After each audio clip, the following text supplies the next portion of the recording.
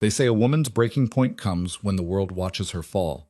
For Elena Moretti, that moment arrived on a sun-drenched Florence street when her ex-husband's cruel laughter echoed off ancient stone walls. Too fat, worthless. His words cut deeper than any blade.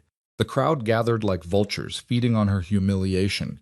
But what her tormentor didn't know was that the slight curve beneath her dress held a secret. Twins. And what no one suspected was that their father stood watching from the shadows. A man whose name alone could silence entire cities. The morning sun painted Florence in shades of gold and amber, transforming the ancient city into something from a Renaissance painting. Tourists meandered through the Piazza della Signoria. Their cameras were clicking, and gelato was melting in their hands. They were completely unaware that just 3 blocks away, a woman's entire world was about to shatter in the most public way imaginable. Elena Moretti stood frozen on the cobblestone street, her shopping bag slipping from trembling fingers. The fresh vegetables she'd bought at the market scattered across the ground. Tomatoes rolled into the gutter, and herbs were crushed beneath careless feet, but she barely noticed. Her entire focus had narrowed to the man striding toward her with purposeful malice. Marco Russo, her ex-husband. He was the man who'd spent 5 years systematically destroying her self-worth before she'd finally found the courage to leave. Marco's voice carried across the street, loud enough to turn heads. Well, look what we have here. Still waddling around Florence like you own the place, Elena. She wanted to move, to turn, and walk away with whatever dignity she could salvage. But her legs had turned stone. 3 months. It had been 3 months since the divorce was finalized. 3 months since she'd last seen his face. She'd hoped it would be forever. Her voice came out steadier than she felt. I'm just shopping, Marco. Please, just let me pass. But Marco wasn't alone. He never was anymore. The woman clinging to his arm was young, barely 22, Elena guessed, with platinum blonde hair and a dress that cost more than Elena used to make in a month. This was Alessia, the woman Marco had been seeing for the last year of their marriage. The woman he'd sworn meant nothing. Marco's laugh was harsh, designed to wound. Shopping? For what? More food you don't need. He turned to the small crowd that was beginning to gather, playing to his audience like the narcissist he'd always been. My ex-wife, ladies and gentlemen. I spent 5 years trying to help her, trying to encourage her to take care of herself. But look at her now. Elena felt her face burning. The crowd was growing larger. Tourists with their phones out. Locals pausing their afternoon passage to watch the drama unfold. An elderly woman clutched her shopping bag and whispered to her companion. 2 teenage girls giggled behind their hands. Marco, please. Please what? He stepped closer and Elena caught the familiar scent of his cologne. It was the same one that used to make her feel safe, before she learned what kind of man really wore it. Please stop telling the truth. You've let yourself go, Elena. You were never exactly a prize, but at least you used to try. Now look at you, getting fatter every day, hiding behind those shapeless dresses like anyone wants to see what's underneath. The words hit like physical blows. Elena's hand instinctively moved to her stomach, to the small swell that was just beginning to show. At 13 weeks pregnant, most people wouldn't notice unless they were looking. But she noticed. She noticed every change, every flutter, every reminder that her body was no longer just her own. You're pathetic, Marco continued, warming to his theme. Alicia giggled beside him, her perfectly manicured nails digging into his arm like a cat marking territory. I wasted the best years of my life on you. Do you know what a relief it was when you finally signed those papers? Like being released from prison? That's enough. Elena's voice was barely a whisper, but something in her tone made Marco pause. For just a second, she saw a flash of the man she'd once loved, or thought she'd loved. Young, charming, full of promises about the life they'd build together. Then his face hardened again. Enough? I've barely started. You want to know what everyone's really thinking? They're wondering what I ever saw in you. They're wondering how someone like me ended up with someone. So, I said that's enough. The new voice cut through Marco's tirade like a blade through silk. It was deep, controlled, and carried an authority that made everyone in the vicinity go still. Even the tourists sensed something had shifted. Their phones lowered slightly as they tried to identify the source of that voice. Elena knew it immediately. She'd heard it whisper in her ear during stolen moments. She had felt it rumble through his chest when she laid her head there in the quiet hours before dawn. It was a voice she'd never expected to hear in this context, in this moment of ultimate humiliation. Dante Valieri. He emerged from the shadows of a nearby cafe, moving with the kind of fluid grace that spoke of absolute confidence. He was tall, broad-shouldered, and dressed in a perfectly tailored charcoal suit that probably cost more than Marco made in 6 months. His dark hair was styled back from a face that belonged on Roman statues. He had a strong jaw, sharp cheekbones, and eyes so dark they appeared black in certain lights. But it wasn't his appearance that made the crowd unconsciously step back. It was something else, something that radiated from him like heat from a forge. Power. The kind that didn't need to announce itself because everyone could feel it in their bones. Elena's breath caught. What was he doing here? They'd been so careful meeting in private, away from prying eyes. Dante's world and hers weren't meant to intersect like this in broad daylight, in front of dozens of witnesses. Marco, oblivious as always to anything that didn't directly concern him, barely glanced at the newcomer. This is a private conversation. Move along. The corner of Dante's mouth twitched. It wasn't quite a smile, more like the expression a wolf might make before deciding whether something was prey or simply an annoyance. Private? You're shouting insults at a woman in the middle of a public street. That's many things. But private isn't one of them. Who the hell are you? Marco's voice took on an edge of irritation. Her new boyfriend? Trust me, friend, you're making a mistake. She's not worth the trouble. She's high maintenance, emotionally needy, and as you can see, he gestured crudely at Elena's body, not exactly taking care of herself these days. Elena wanted to disappear. Having Dante witness this was somehow worse than enduring it alone. He'd only ever seen her at her best, dressed for their private dinners, confident in the sanctuary of his presence. Now he was seeing her as Marco saw her, diminished, humiliated, weak. But when she dared to meet Dante's eyes, she didn't find the disgust or pity she expected. Instead, there was something cold and dangerous burning there, like ice that could cut. Not worth the trouble, Dante repeated. His voice was so soft that Elena barely heard it, yet somehow it carried to every person in the growing crowd. Interesting assessment. Tell me, how long were you married? Marco puffed up his chest, apparently mistaking Dante's calm for weakness. 5 years. 5 long years before I finally wised up. And 5 years, Dante interrupted, during which you consistently cheated on your wife, drained her savings to support your gambling habit, and systematically destroyed her self-esteem to mask your own inadequacies. The crowd went silent. Marco's face turned an interesting shade of purple. How dare you? You don't know anything about our marriage. I know enough. Dante took a step forward. It was just one step, but something about it made Marco retreat. I know that you're a small man who found a good woman and spent years trying to break her because her strength made you feel weak.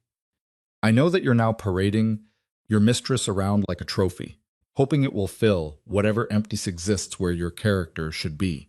Alacia made a small sound of protest, but Marco silenced her with a look. His attention was fixed entirely on Dante now, and Elena could see the exact moment when recognition flickered in his eyes. She watched it happen in stages. First, the careful study of Dante's face, trying to place where he'd seen it before. Then, the subtle widening of his eyes as memory connected with reality. Finally, the complete draining of color from his cheeks as understanding crashed over him. Dante Valieri. The Dante Valieri. Elena had seen that same progression of realization before. It was what happened when people in Florence, in all of Tuscany really, recognized who Dante was. Not just a wealthy businessman, though he was certainly that. Not just a powerful man, though power surrounded him like a cloak. Dante Valieri was the kind of man who appeared in whispered conversations and careful euphemisms. The kind of man whose name alone could open doors or close them permanently. You. Marco's voice cracked. Yes. Dante's tone was almost bored. Now that we've established that, let's discuss why you think it's acceptable to publicly humiliate the mother of my children. The words dropped into the sudden silence like stones into still water. Elena felt the impact ripple through her entire body. My children. He'd said it. Here, now, in front of everyone. The crowd's reaction was immediate. Phones that had lowered rose again, cameras focusing, fingers probably already typing furious messages to friends. This was the kind of gossip that would spread through Florence like wildfire. Dante Valieri, the city's most eligible and dangerous bachelor, claiming paternity of Elena Moretti's baby. Except Dante had said children, plural. Marco's mouth opened and closed soundlessly. Alacia had gone completely still, her grip on his arm loosening as self-preservation kicked in. Even she, young and sheltered as she appeared, knew better than to stand too close when Dante Valeri's attention turned cold. I don't. That's not, Marco stammered, his earlier bravado evaporating. She never said. Why would she tell you anything? Dante's voice could have cut glass. You lost the right to know about her life, the moment you chose to betray her trust. The moment you made her feel small. The moment you decided that your own insecurities mattered more than her happiness. He moved closer to Elena and she felt his hand settle on her lower back. It was a gesture of protection, of claiming, of comfort all at once. The touch sent warmth through her despite the sick churning in her stomach. But I'm curious, Dante continued, his attention still fixed on Marco, like a predator studying prey. What exactly did you hope to accomplish here? Did you think humiliating her would make you feel like more of a man? Did you believe that tearing her down would somehow elevate you? I was just. Marco's eyes darted around looking for escape routes, for allies, for anything that might save him from the corner he'd talked himself into. I didn't know she was. I mean, if I'd known she was with you. So, you only show respect when a woman belongs to someone powerful enough to make you afraid. Dante's question was razor sharp. That tells me everything I need to know about your character, or lack thereof. Elena wanted to speak, to stop this before it escalated further, but her throat had closed up. She could feel the weight of dozens of eyes on her, hear the whispered conversation spreading through the crowd like a virus. Her secret, the pregnancy she'd been so carefully hiding, the relationship she and Dante had kept private for months, was now public knowledge. There was no taking it back. Dante, she managed to whisper, her hand finding his arm. Please, let's just go. But Dante wasn't finished. His hand tightened slightly on her back, reassuring before he addressed Marco again. You're going to do something for me right now in front of all these witnesses. Marco swallowed hard. What? You're going to apologize to Elena? Sincerely. For every cruel word you've ever spoken to her, for every time you made her feel less than she is, for every wound you inflicted on her confidence and her heart. You can't be serious. I'm completely serious.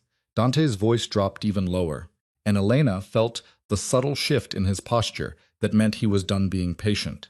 And if you're thinking of refusing, let me be very clear about the consequences. I have the power to make your life very uncomfortable in this city. Your job at the bank. How secure do you think that is when I make a single phone call? Your apartment in Oltrono. Who do you think owns the building? That car you're so proud of. The one you bought with money from your wife's savings. I could have it towed within the hour. The blood had completely drained from Marco's face now. Alessia had taken a full step back, her designer purse clutched to her chest like a shield. Around them, the crowd watched with the kind of horrified fascination usually reserved for car accidents. This is insane, Marco tried weakly. You can't just, I can. Dante's tone was final, and I will, unless you do exactly what I'm telling you to do. Apologize. Now, Elena watched her ex-husband struggle with the decision. She could see the war playing out across his face. Pride versus self-preservation. Ego versus survival instinct. For a long moment, she thought he might actually refuse, might let his arrogance override his common sense. Then slowly, reluctantly, Marco turned to face her. His jaw was clenched so tight she could see the muscle jumping, and his eyes held fury and humiliation in equal measure. But when he spoke, his voice was steady.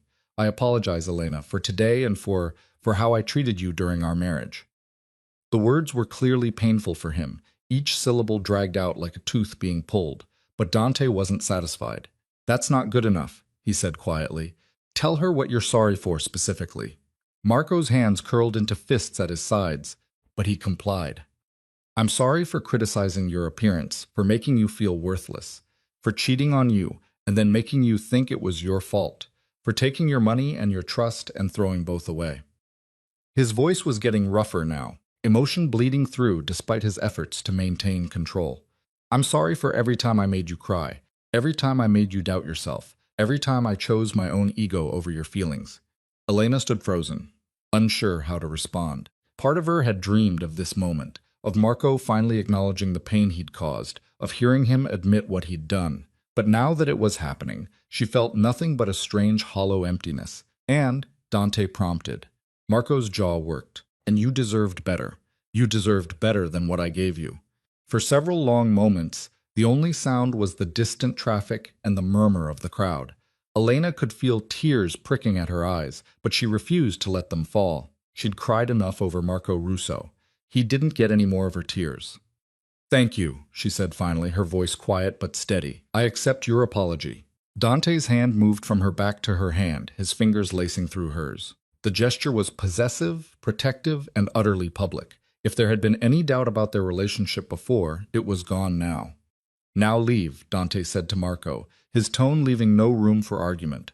"And if I hear that you've so much as spoken Elena's name in anything but the most respectful terms, if I catch even a whisper of you bad-mouthing her or spreading rumors about her, you will discover exactly how uncomfortable I can make your life.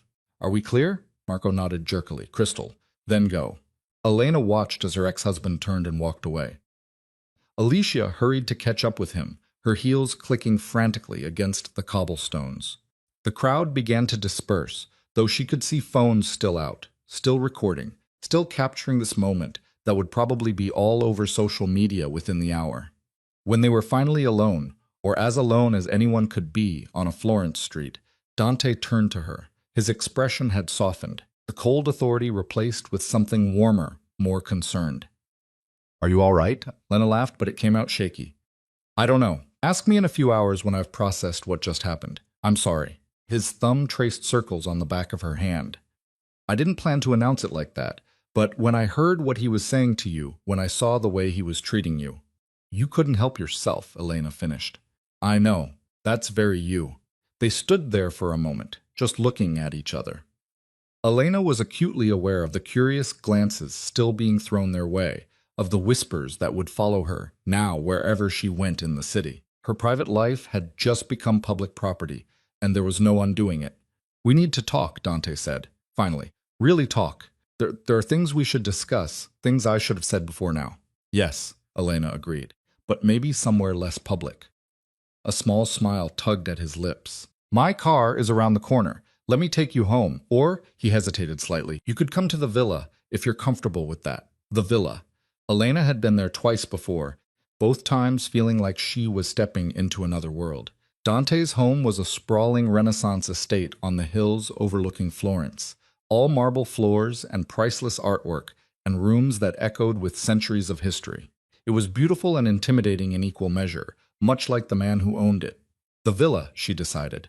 "We'll have more privacy there." Dante nodded and began guiding her toward his car, his hand never leaving hers. As they walked, Elena's mind raced. Everything had changed in the span of 15 minutes. Her secret was out. Dante had publicly claimed her and the babies. The life she'd been carefully constructing for herself, quiet, private, safe, had been shattered. But as she glanced at the man beside her, at the strong profile and the protective way he kept her close, she wondered if maybe that wasn't entirely a bad thing. The car was a sleek black Mercedes parked in a narrow side street where most vehicles couldn't fit. Dante's driver, a mountain of a man named Carlo, who Elena had met once before, opened the back door with a respectful nod. "Miss Moretti," he greeted, his voice surprisingly gentle for someone his size. "Carlo," she replied, managing a small smile. The interior of the car was cool and quiet, a sanctuary from the chaos of the street. As soon as the door closed behind them, Elena felt some of the tension leave her shoulders. Dante gave Carlo an address, the villa, and then raised the privacy screen, cocooning them in their own private world. "Talk to me," Dante said, turning to face her fully. "Tell me what you're thinking." Where did she even start? Elena took a breath, trying to organize the storm of thoughts and emotions swirling through her mind. "I'm thinking," she said slowly, "that in the span of 15 minutes, you turned my entire life upside down." Dante's expression flickered with something that might have been regret. "I know, and I'm sorry for that. But Elena, I'm not sorry for making it clear that you're under my protection.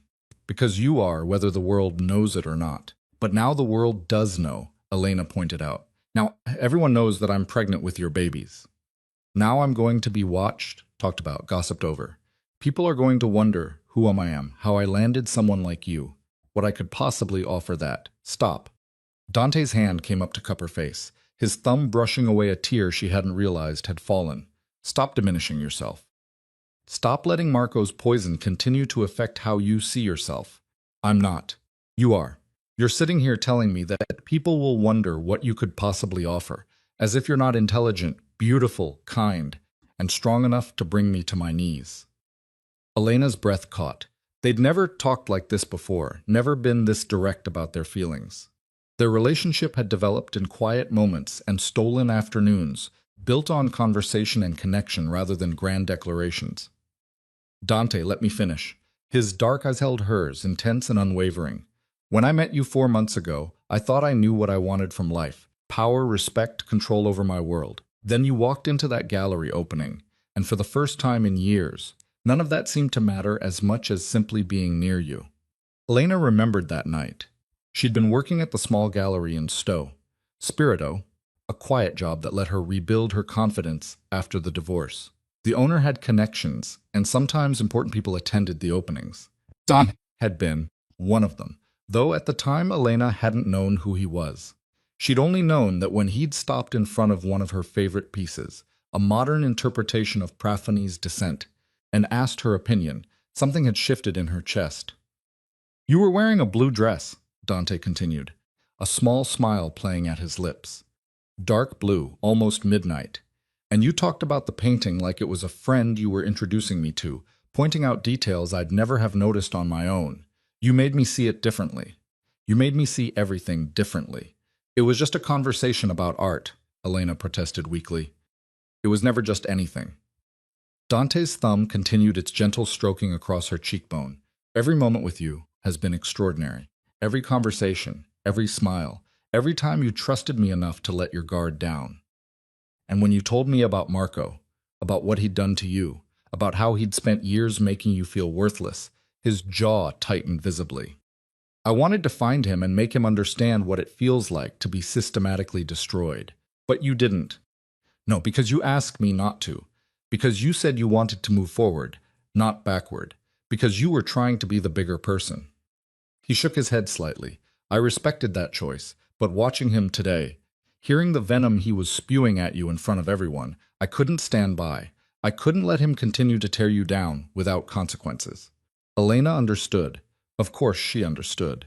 Dante was a man of action, someone who'd built his power on never backing down, never letting threats go unanswered. Asking him to ignore Marco's cruelty had probably taken more restraint than she'd realized. So now what? She asked. Now that everyone knows, now that you've publicly claimed me and the babies, what happens next? Dante was quiet for a moment, his hand dropping from her face to find hers again. That depends on you, on what you want, on what you're comfortable with. I don't understand. Elena, I need you to hear what I'm about to say. His voice was serious, almost solemn. I didn't plan to tell the world about us today. I hadn't thought through the implications, the attention it would bring you. But now that it's done, I want you to know that I meant every word. You are carrying my children, and that makes you one of the most important people in my world. I will protect you, support you, give you anything you need. But I also need to know what you want from this, from us. The question hung between them, heavy with implications. What did she want?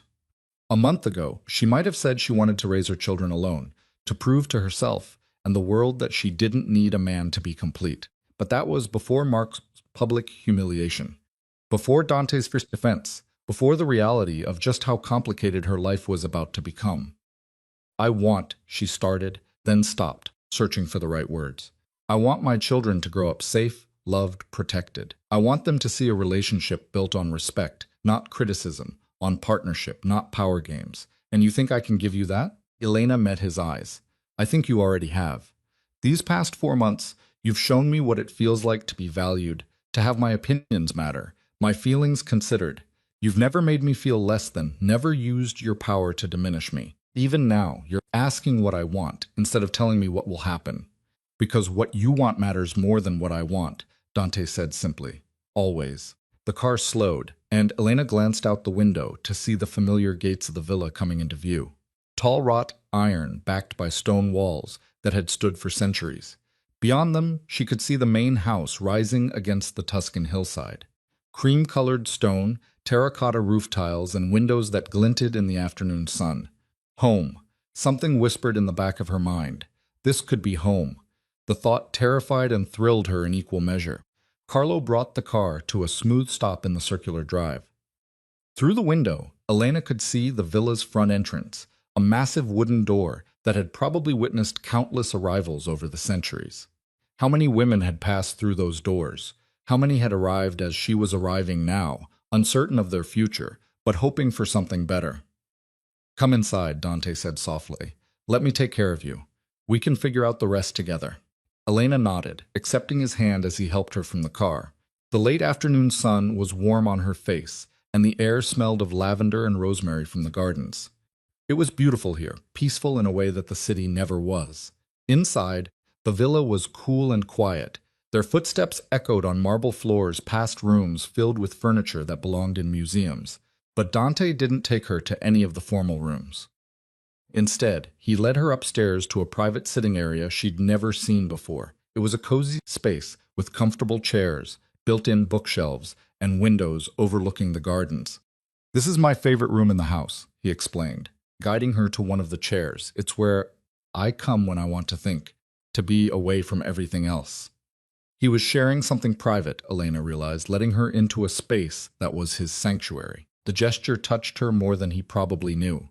"Sit," he urged. "I'll get you some water. Have you eaten today?" "I was at the market," Elena reminded him. Before everything went to hell," Dante finished grimly. "I'll have Maria prepare something light. You need to eat, especially now." He disappeared before she could protest, leaving Elena alone with her thoughts. She settled into the chair, her hands instinctively moving to her stomach. Twins, two tiny lives groaning inside her, completely unaware of the drama their existence had caused. "I'm sorry," she whispered to them. "I'm sorry your introduction to the world was so chaotic, but I promise I'll protect you. I'll make sure you grow up knowing you're loved and wanted and valued. They already know that." Elena looked up to find Dante standing in the doorway, a glass of water in his hand and an expression of such tenderness on his face that it made her chest ache. "How could you possibly know that?" she asked as he handed her the glass. "Because they have you as their mother." He pulled up a chair beside hers, close enough that their knees touched. "Because even when you were terrified and unsure, even when Marco was tearing you down in front of everyone, your first instinct was to protect them. I saw it. The way your hand moved to shield your stomach, the way you positioned your body. You're already fighting for them." Elena took a sip of water, letting his words settle over her. "I found out I was pregnant 3 weeks ago. I've been trying to figure out how to tell you, when to tell you, if I should tell you, at all." "Why wouldn't you tell me?" "Because." She set the glass down carefully, gathering her courage. "Because I know who you are, Dante, what you are. And I worry that bringing children into your world, into your life, might put them in danger." There, she'd said it. The fear that had been eating at her, since the moment she'd seen those 2 positive pregnancy tests, since she'd heard the word twins from her doctor's lips. Dante was silent for a long moment. When he finally spoke, his voice was measured, careful. "You're right to worry. My world isn't safe. Not in the way that most people understand safety. There are risks, dangers that come with my name and my position." Elena's heart sank. "But," he continued, "but Elena, there are also protections, resources, people loyal to me who would die before letting harm come to anyone under my care. And these children, our children, they will have everything I can give them. Not just money or material things, but safety, education, opportunities. They will never want for anything. Except maybe a normal life," Elena said quietly. "Normal is overrated." Dante's lips quirked slightly. "Normal is what you had with Marco, and look where that got you. I'm offering you something different. Not perfect, not without complications, but built on honesty and respect." He had a point. Her normal marriage had been a disaster. Maybe it was time to stop being afraid of extraordinary.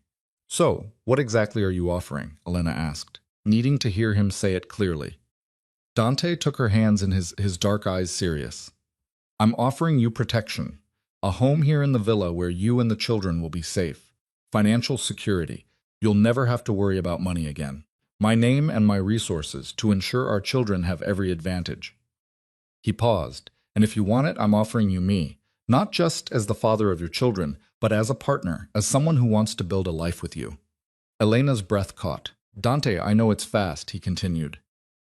"I know we haven't known each other that long, and maybe you need more time to be sure. But I've spent my entire adult life making quick decisions based on instinct, and my instinct about you has never been wrong. From the moment we met, I knew you were different, special. And now that you're carrying my children, now that the world knows you're mine, I want to make it official. Official how? However you want. His thumbs traced patterns on the backs of her hands. We can take it slow, let you move into one of the guest suites while we figure things out. Or we can be honest about what this is, about what we both want, and move forward together. It's your choice. Elena looked at him, really looked at him, at the man who defended her in the street, who'd forced her ex-husband to apologize, who was now offering her everything he had. There was something almost vulnerable in his expression, a crack in the armor that he showed the world. He was afraid, she realized, afraid that she'd say no, that she'd walk away, that she'd choose the uncertainty of independence over the complications of his world. I don't need time, she heard herself say. I've spent enough of my life being afraid, being cautious, trying to make safe choices. And where did it get me? Married to a man who despised me, hiding from the world, terrified of taking up space. Elena, you make me feel brave, she continued, the words flowing now like they'd been dammed up too long. When I'm with you, I remember who I was before Marco, before the criticism and the gaslighting and the constant feeling that I wasn't good enough. You see me, Dante, really see me. And I see you too. Not just the power and the danger, but the man underneath who brings me coffee exactly how I like it and asks about my opinion on art and holds me like I'm something precious. Dante's grip on her hands tightened. Is that a yes? It's a yes to trying, to seeing where this goes, to trusting that maybe, just maybe, this could actually work. The smile that broke across his face was like sunshine after a storm, bright, warm, transformative. Before Elena could say anything else, he was pulling her into his arms, careful of her stomach, holding her close enough that she could feel his heartbeat. You won't regret this, he murmured against her hair. I swear to you, Elena, I will spend every day proving that you made the right choice. Elena closed her eyes, letting herself sink into his embrace. Outside the window, the sun was beginning its descent toward the horizon, painting the Tuscan hills in shades of gold and rose. Somewhere in Florence, Marco was probably nursing his wounded pride and planning how to spin the day's events in his favor. Somewhere, people were gossiping about the gallery girl who'd somehow captured Dante Valeri's attention. But here, in this quiet room with this extraordinary man, Elena felt something she hadn't felt in years. Safe, valued, home. Tell me about them, Dante said suddenly, his hand moving to rest gently on her stomach. The twins. What did the doctor say? Elena smiled, her own hand covering his. She said, they're healthy, growing right on schedule, both heartbeats strong. I was so shocked when she said both. I just stared at the screen, trying to process it.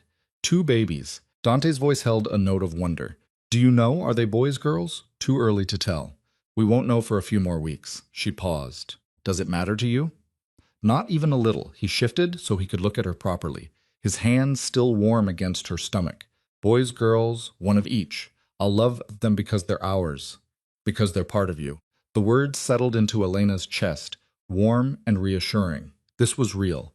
This was happening. She was going to be a mother. Dante was going to be a father. And somehow, impossibly, they were going to figure it out together. There's something else, Elena said hesitantly. Something I haven't told anyone yet. What is it? I'm terrified. The admission came out in a rush.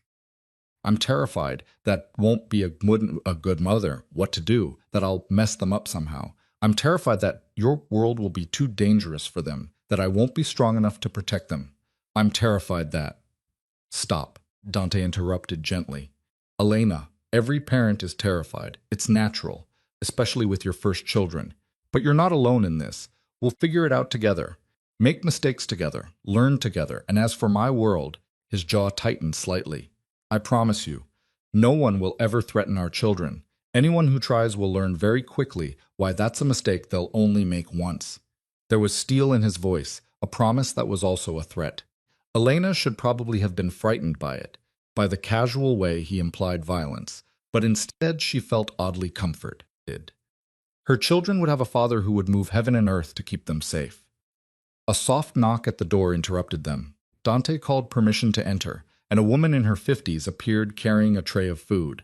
Maria, Elena remembered, the housekeeper who'd been with Dante for years. I brought some fruit, cheese, and fresh bread, Maria said, setting the tray on a nearby table. Her eyes went to Elena, and there was something knowing in her expression. And some of that herbal tea that's good for expecting mothers. Elena felt herself blush. Of course, the staff would know. Of course, they'd figure it out. But Maria's smile was warm, genuine. Congratulations, miss. The house will be happy to have children in it again. Again? Elena filed that away for later questioning as Maria bustled out, closing the door quietly behind her. She seems pleased, Elena observed. Maria loves children. She had 3 of her own, all grown now, and she's been not so subtly hinting that I should settle down and start a family. Dante moved to the tray, fixing a plate for Elena. She's going to spoil those babies rotten. The image made Elena smile. This fierce man brought to his knees by an older woman's maternal instincts. Eat, Dante ordered gently, handing her the plate. You need to keep your strength up. Elena accepted the food, suddenly realizing how hungry she was. The confrontation with Marco had driven all thoughts of eating from her mind, but now her stomach was making its needs very clear.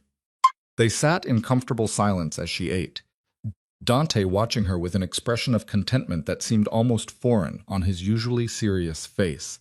The light continued to fade outside, the gardens taking on that magical quality that dusk always brought. I should call the gallery, Elena said suddenly, remembering her job. Tell them I won't be in tomorrow. Or, she paused, uncertain, I don't know what I should tell them. Actually, you're taking a leave of absence, Dante suggested, effective immediately. You can decide later if you want to go back or pursue something else. I can't just quit my job. Why not? Dante's question was genuine, curious. Do you love it? Is it fulfilling? Does it bring you joy? Elena considered. The gallery job had been a lifeline after her divorce. Something to occupy her time and rebuild her confidence. But love it? It's fine. It pays my bills and lets me be around art. Then find something you actually love. Dante leaned forward, his intensity focused entirely on her. Open your own gallery if you want. Curate private collections. Commission pieces from artists you admire. Whatever interests you, pursue it without worrying about the money or the practicality. That's one of the advantages of being with me. You get to choose what you do with your time based on passion, not necessity. The idea was intoxicating and terrifying in equal measure. Elena had spent so long in survival mode, focused on paying rent and rebuilding her life piece by piece, that she'd almost forgotten what it felt like to dream big. I don't know what I'd do, she admitted. You don't have to decide today, or this week, or even this month. Take your time. Focus on the pregnancy, on taking care of yourself. The rest will come. Elena finished her food, her mind already spinning with possibilities. What would she do if money was no object? What passions had she set aside during her marriage because Marco had deemed them impractical or stupid? Art, restoration. Maybe? She'd always loved the idea of bringing damaged pieces back to life, finding the beauty beneath layers of grime and neglect. Or maybe teaching, sharing her knowledge with others who felt the same wonder she did when looking at a perfectly composed painting. The possibilities felt endless, overwhelming in the best way. Stay tonight, Dante said suddenly. Let me show you which room will be yours. Let you get settled. Tomorrow we can go to your apartment and get whatever you need. But tonight, just stay. Elena knew she should probably go home, should take time to process everything that had happened. But the truth was, she didn't want to be alone. She didn't want to return to her small apartment with its memories of loneliness and its thin walls that did nothing to block out the world. Okay, she agreed. I'll stay. The relief on Dante's face was almost comical. He stood, offering her his hand. Come on, let me give you the tour of your new home. Your new home? The words sent a thrill through Elena that she didn't quite want to examine too closely. Dante led her through the villa, pointing out rooms and explaining their history. There was the formal dining room where he never ate, preferring the smaller family dining area. The library with its floor-to-ceiling shelves and ladder on wheels. The music room with its grand piano that no one had played in years. Finally, they climbed the stairs to the second floor where the bedrooms were. Dante's was at the end of the hall. Elena had seen it before during one of their previous encounters, but he led her instead to a room 3 doors down. This was my mother's room, he explained, pushing open the door, before she passed. It has the best view of the gardens and its own bathroom. I thought you might like it. Elena stepped inside and felt her breath catch. The room was beautiful. larger than her entire apartment with cream-colored walls and furniture that managed to be both elegant and comfortable. The bed was enormous, covered in soft linens. French doors opened onto a small balcony overlooking the gardens, where the last rays of sunlight were painting everything gold. Dante, this is. She couldn't find the words. It's too much. It's not nearly enough. He came to stand beside her, his hand finding the small of her back again. You're carrying my children, Elena. You deserve every comfort I can give you. She turned to face him, and something in her expression must have given her away, because his eyes darkened with understanding. They stood there for a moment, the air between them charged with possibility. Then Dante stepped back, creating distance. You should rest. It's been a long day, and you need to take care of yourself. I'll have Maria bring you some night clothes, and whatever else you need. Was being careful, Elena realized, giving her space, not assuming that staying here meant picking up where they'd left off before. It was both frustrating and endearing. Dante, she called as he moved toward the door. He paused, looking back. Thank you. For today. For everything. For defending me when I couldn't defend myself. Something flickered in his expression. Satisfaction, maybe, or vindication. I'll always defend you, Elena. That's what it means to be mine. You're under my protection now, and I take that very seriously. After he left, Elena moved to the French doors and stepped out onto the balcony.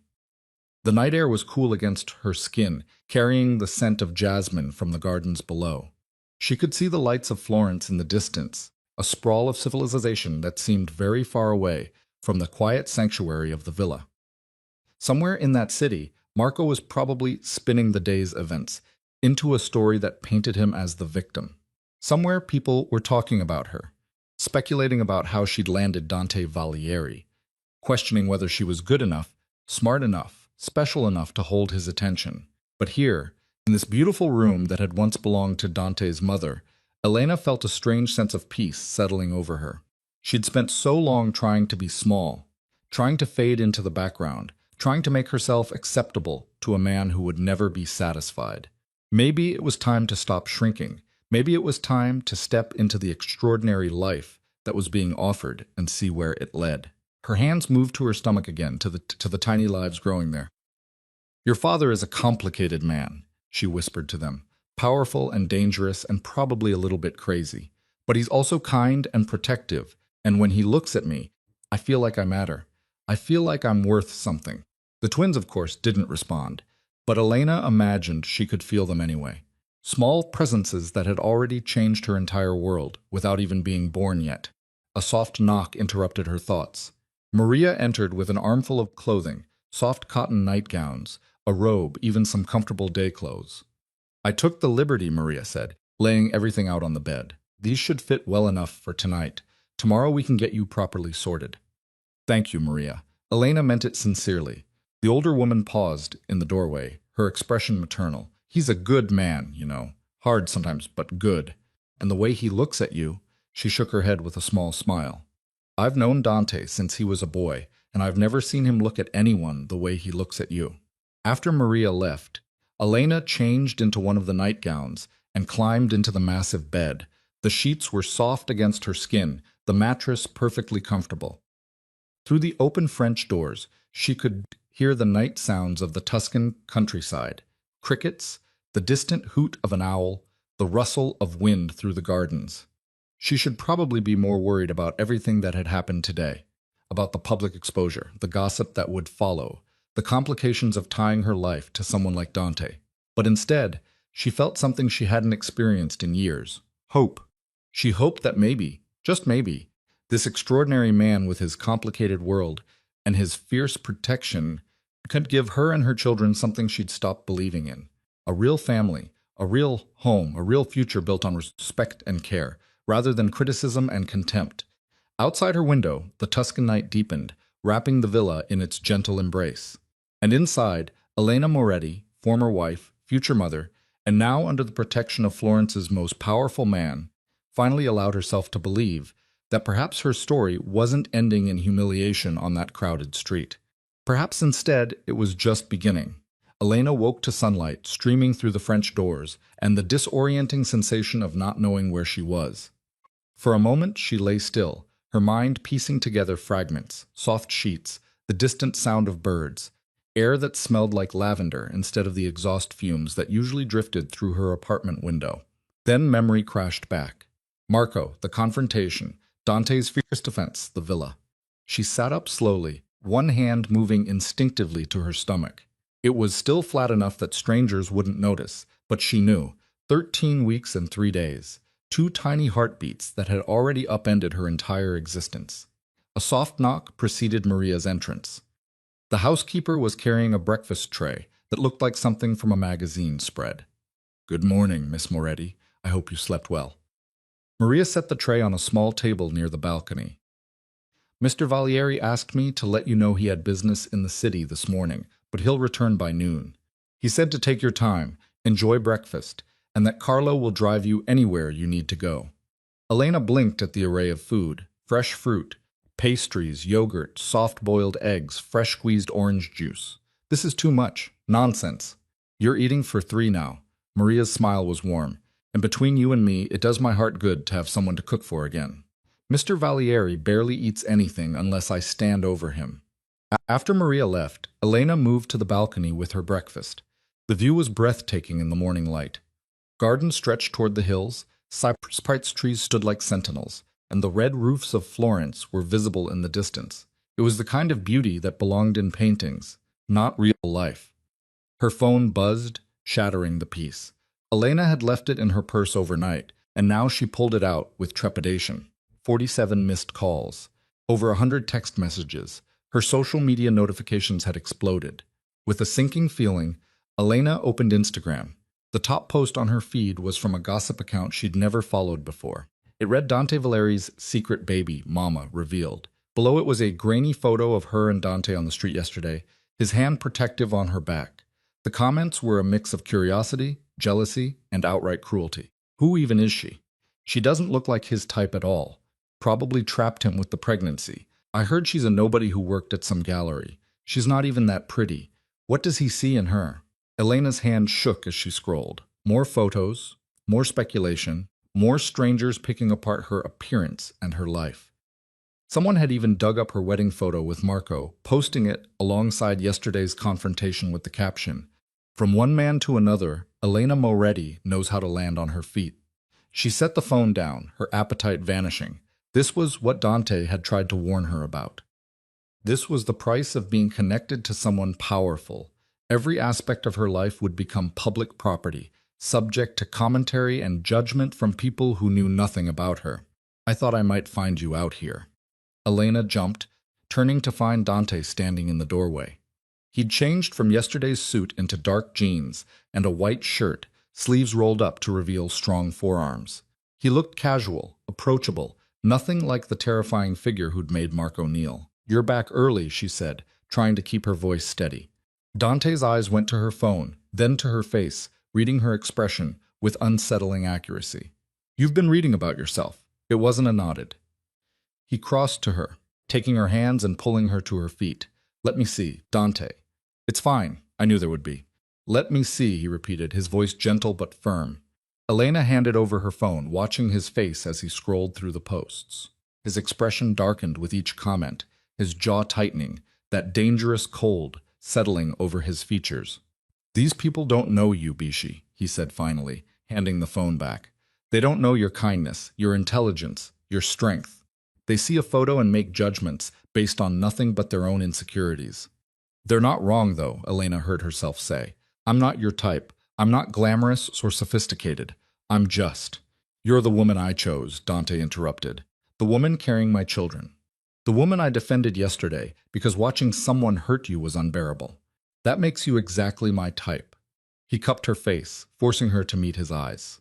"Elena, I need you to understand something. The gossip, the commentary, the strangers picking apart your life, it comes with my world. I can't change that. But I can promise you that anyone who crosses the line from gossip to actual threat will regret it. And I can remind you every single day, if necessary, that their opinions mean nothing compared to what I know to be true. Which is that you're extraordinary, that you walked into my life and changed everything, that you're going to be an incredible mother to our children." His thumb brushed her cheekbone. "That I'm the lucky one in this equation, not you." Elena felt tears pricking at her eyes. The comment said, "I trapped you." Then they're idiots. Dante's voice was flat. "You didn't even want to tell me about the pregnancy. You were planning to raise them alone because you thought my world was too dangerous. If anyone was trapped, it was you. Trapped by my refusal to let you face this alone." He had a point. Elena managed a small laugh. "You do have a habit of making decisions and expecting people to go along with them. It's worked well for me so far." The corner of his mouth quirked. "Though you're welcome to push back any time. I find it refreshing when people aren't afraid of me." "I'm afraid of you sometimes," Elena admitted. "Not that you'd hurt me, but that I'll wake up and realize this is all too good to be true. That I'll do something to mess it up to prove all those commenters right." Dante pulled her closer. "Careful of the space between them, you won't. And even if you did, even if you made every mistake possible, I'd still choose you. Because this isn't about perfection, Elena. It's about partnership, about building something together." A comfortable silence settled between them, broken only by birdsong from the gardens. Elena rested her head against his chest, feeling his heartbeat steady beneath her ear. "I need to go to my apartment today," she said finally. "Get some clothes, my things. Figure out what to do about my lease. Carlo can take you. Or I can, if you want company." "Come with me," Elena decided. She wanted him there, wanted the buffer of his presence when she faced the small space that had been her sanctuary after the divorce. It would feel different now, she knew. Smaller, less like home, and more like a way station she'd already left behind. An hour later, they were in the Mercedes. Carlo navigated Florence's narrow streets with practiced ease. Elena watched the city pass by. Tourists were already crowding the Duomo. Locals were hurrying to work. Street vendors were setting up their carts. Normal life, continuing as if nothing had changed. But everything had changed. She could feel it in the way people's eyes lingered on the car, in the whispers that followed them when they'd stopped at a traffic light. Someone had recognized the vehicle or recognized Dante through the tinted windows. Her apartment was in a quiet neighborhood near Santa Croce, a fourth-floor walk-up in a building that had probably been standing since the Renaissance. Elena had loved it when she'd first moved in. She loved the creaky floors and the view of terracotta roofs, and the way the afternoon light slanted through the windows. Now climbing the stairs with Dante behind her, it felt shabby, small, the kind of place that belonged to a different version of herself. "It's not much," she said as she unlocked the door, suddenly self-conscious. Dante stepped inside, his eyes moving over the single room that served as bedroom, living room, and dining room. The tiny kitchen was barely an alcove. The bathroom was through a door so narrow he'd probably have to turn sideways to fit through it. But his expression when he looked at her held no judgment. "You made this place yours. I can see you in every detail." It was true. Her small collection of art books lined a makeshift shelf. Plants thrived on the windowsill despite her irregular watering schedule. The walls held prints of her favorite paintings. Caravaggio's dramatic lighting, Artemisia Gentiles's fierce heroines, the dreamlike quality of Raphaelite works. "I was happy here," Elena said softly. "After everything with Marco, this place felt like freedom. You can keep it if you want." Dante moved to the window, looking out at the rooftops. "Keep it as a studio, a private space. I don't expect you to give up everything just because you're moving to the villa." The offer was generous, but Elena shook her head. "I don't think I need it anymore. That version of me, the one who needed to prove she could survive alone. She's already moving on." She started gathering clothes, makeup, the personal items that marked a space as lived in. Dante helped silently, his large frame seeming almost comical as he carefully folded her dresses and placed them in the suitcase Carlo had brought up. "There's something I need to tell you," Elena said as she packed her books. "About Marco. About our marriage." Dante paused, a sweater in his hands. "You don't owe me explanations about your past. I know, but I want you to understand why yesterday affected me so much. Why his words cut so deep even though I know they're not true." She sat on the bed and Dante joined her, giving her his full attention. "When Marco and I met, I was 23, fresh out of university, working at a museum full of ideas about art and beauty and meaning."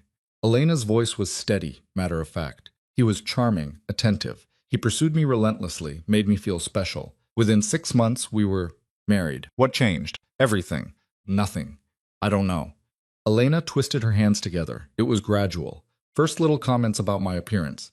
"Are you really going to wear that?" Or maybe you should skip dessert. Then criticism of my work, my friends, my interests. He had opinions about everything I did, and somehow I always fell short. Dante's jaw tightened, but he remained silent, letting her continue. I started changing to please him. Lost weight, changed my hair, stopped seeing friends he didn't approve of. Quit my museum job because he said it didn't pay enough. Took the gallery position because it was more practical, but nothing I did was ever good enough. The goalpost kept moving. How long did this go on? 5 years. 5 years of trying to be the woman he wanted, while he drained my savings for his gambling, slept with other women, and blamed me for his unhappiness. And the worst part, Elena's voice cracked slightly. I believed him. I actually believed that if I could just be better, prettier, more agreeable, he'd love me the way he did in the beginning. Elena, the affair with Alacia was what finally broke through the fog. I found messages on his phone, confronted him, and he didn't even try to deny it. He said it was my fault for letting myself go, for not being exciting enough, for being boring in bed. She laughed bitterly. I filed for divorce the next day, but the damage was done. Even free of him, I couldn't shake his voice in my head, telling me I was worthless. Dante was quiet for a long moment. When he finally spoke, his voice was rough with controlled anger. If I had known the extent of what he did to you, yesterday would have gone very differently. That's why I didn't tell you everything. I knew you'd want to, Elena gestured vaguely. Do something dramatic. And I was trying to move on, not get revenge. There's a difference between revenge and justice. Dante stood, pacing small space with less energy. He systematically destroyed your confidence, stole from you, betrayed you, and then had the audacity to publicly humiliate you months after you'd finally escaped. That's not something that should go unanswered. What are you planning to do? Dante stopped pacing, turning to face her.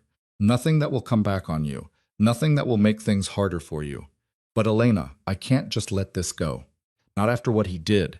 Not after what he tried to continue doing yesterday. I don't want you to hurt him. I won't lay a hand on him. Dante's smile was cold. I don't need to. There are other ways to make someone understand they've made a grave mistake. Before Elena could respond, her phone rang. The number was unfamiliar, but something made her answer. Elena Moretti. The voice was female, professional, vaguely familiar. Yes, this is Giulia Rossini from Fenzio. I was hoping to get a comment from you about your relationship with Dante Valieri. Our readers are very interested in learning more about the woman who's captured his attention. Elena's stomach dropped. A reporter, of course. I have no comment, just a few questions. How did you meet? How long have you been together? Can you confirm the pregnancy rumors? No comment. Elena's hand shook as she ended the call. Immediately, the phone rang again. Different number. Same type of call. Then another and another. Give it to me, Dante said, holding out his hand. Elena handed over the phone, watching as he answered the next call. This is Dante Valieri. Elena Moretti will not be giving interviews or statements about our private life. Any journalist who continues to harass her will find themselves dealing with my legal team. Do I make myself clear? He ended the call and powered down the phone. That should slow them down. You can't threaten every reporter in Florence. Watch me. There was no humor in his voice. You're under my protection, Elena. That extends to protecting you from media harassment. They finished packing in silence, Elena's mind spinning. This was her life now. Reporters calling, strangers speculating. Every move she made potentially ending up online. The privacy she'd treasured was gone, shattered the moment Dante had claimed her on that street. I need air, she said suddenly, feeling the walls of the small apartment closing in. Can we walk for a bit before going back to the villa? Dante studied her face, then nodded. Carlo can take the bags. We'll walk. They ended up in a small park near the Arno, a quiet spot where locals brought their children to play and elderly couples fed the pigeons. Dante kept his hand on the small of Elena's back, a gesture that was becoming familiar, comforting. Talk to me, he said as they found a bench overlooking the river. Tell me what you're thinking. Elena watched the water flow, gathering her thoughts. I'm thinking that 24 hours ago I was anonymous. Nobody knew my name or cared about my life. Now I'm Dante Valiover's baby mama and my face is all over social media. People I've never met have opinions about my worth, my appearance, my motives, and this is just the beginning. Yes, Dante agreed simply. It is. Doesn't that bother you? Knowing that we'll never have real privacy. That people will always be watching, judging, speculating. I've lived with that reality my entire adult life. It's normal to me. He turned slightly to face her. But I understand it's not normal to you, that you didn't choose this level of exposure. And if I could change that, shield you from it somehow, I would. But you can't. No, I can't. His honesty was refreshing at least. No false promises. No pretending the situation was better than it was. What I can do is make sure you have support. Security when you need it. Legal protection if anyone crosses lines. And the knowledge that you don't have to face any of this alone. A young mother walked by pushing a double stroller. 2 identical babies sleeping peacefully. Elena watched them pass, imagining herself in a few months trying to navigate the city with twins, dealing with the logistics of diapers and bottles and sleepless nights. "Are you afraid?" she asked Dante suddenly. "About becoming a father?" He was quiet for so long that Elena thought he might not answer. Then he said, terrified. The admission surprised her. Dante always seemed so confident, so sure of himself and his place in the world. "I grew up in a world where weakness is exploited," he continued. "Where showing emotion is dangerous, where trusting the wrong person can get you killed. That's not the world I want for our children, but it's the only world I know how to navigate. So, we'll learn a different way together." Elena found his hand, lacing their fingers together. "Neither of us knows what we're doing, but maybe that's okay. Maybe we figure it out as we go. You make it sound simple. It probably won't be. It'll probably be messy and complicated and full of mistakes." She managed to smile. "But it's our mess, our complications, our mistakes to learn from." Dante lifted her hand to his lips, pressing a kiss to her knuckles. The gesture was old-fashioned, almost courtly, completely at odds with his dangerous reputation. "When did you get so wise?" he asked. "Somewhere between the public humiliation and the marriage proposal from a mafia boss." Elena's tone was dry, nothing like a little trauma to speed up personal growth. That surprised a genuine laugh out of him. The sound was rich and warm. A passing couple glanced over, clearly recognizing Dante, their eyes widening before they hurried away. "See," Elena said, "even laughing causes a scene. Let them look. Let them whisper. As long as you're beside me, I don't care what anyone else thinks." They sat in silence for a while, watching the river flow in the city go about its business. Elena tried to imagine what her life would look like 6 months from now, a year, 5 years. Would she still feel the strange mix of excitement and terror?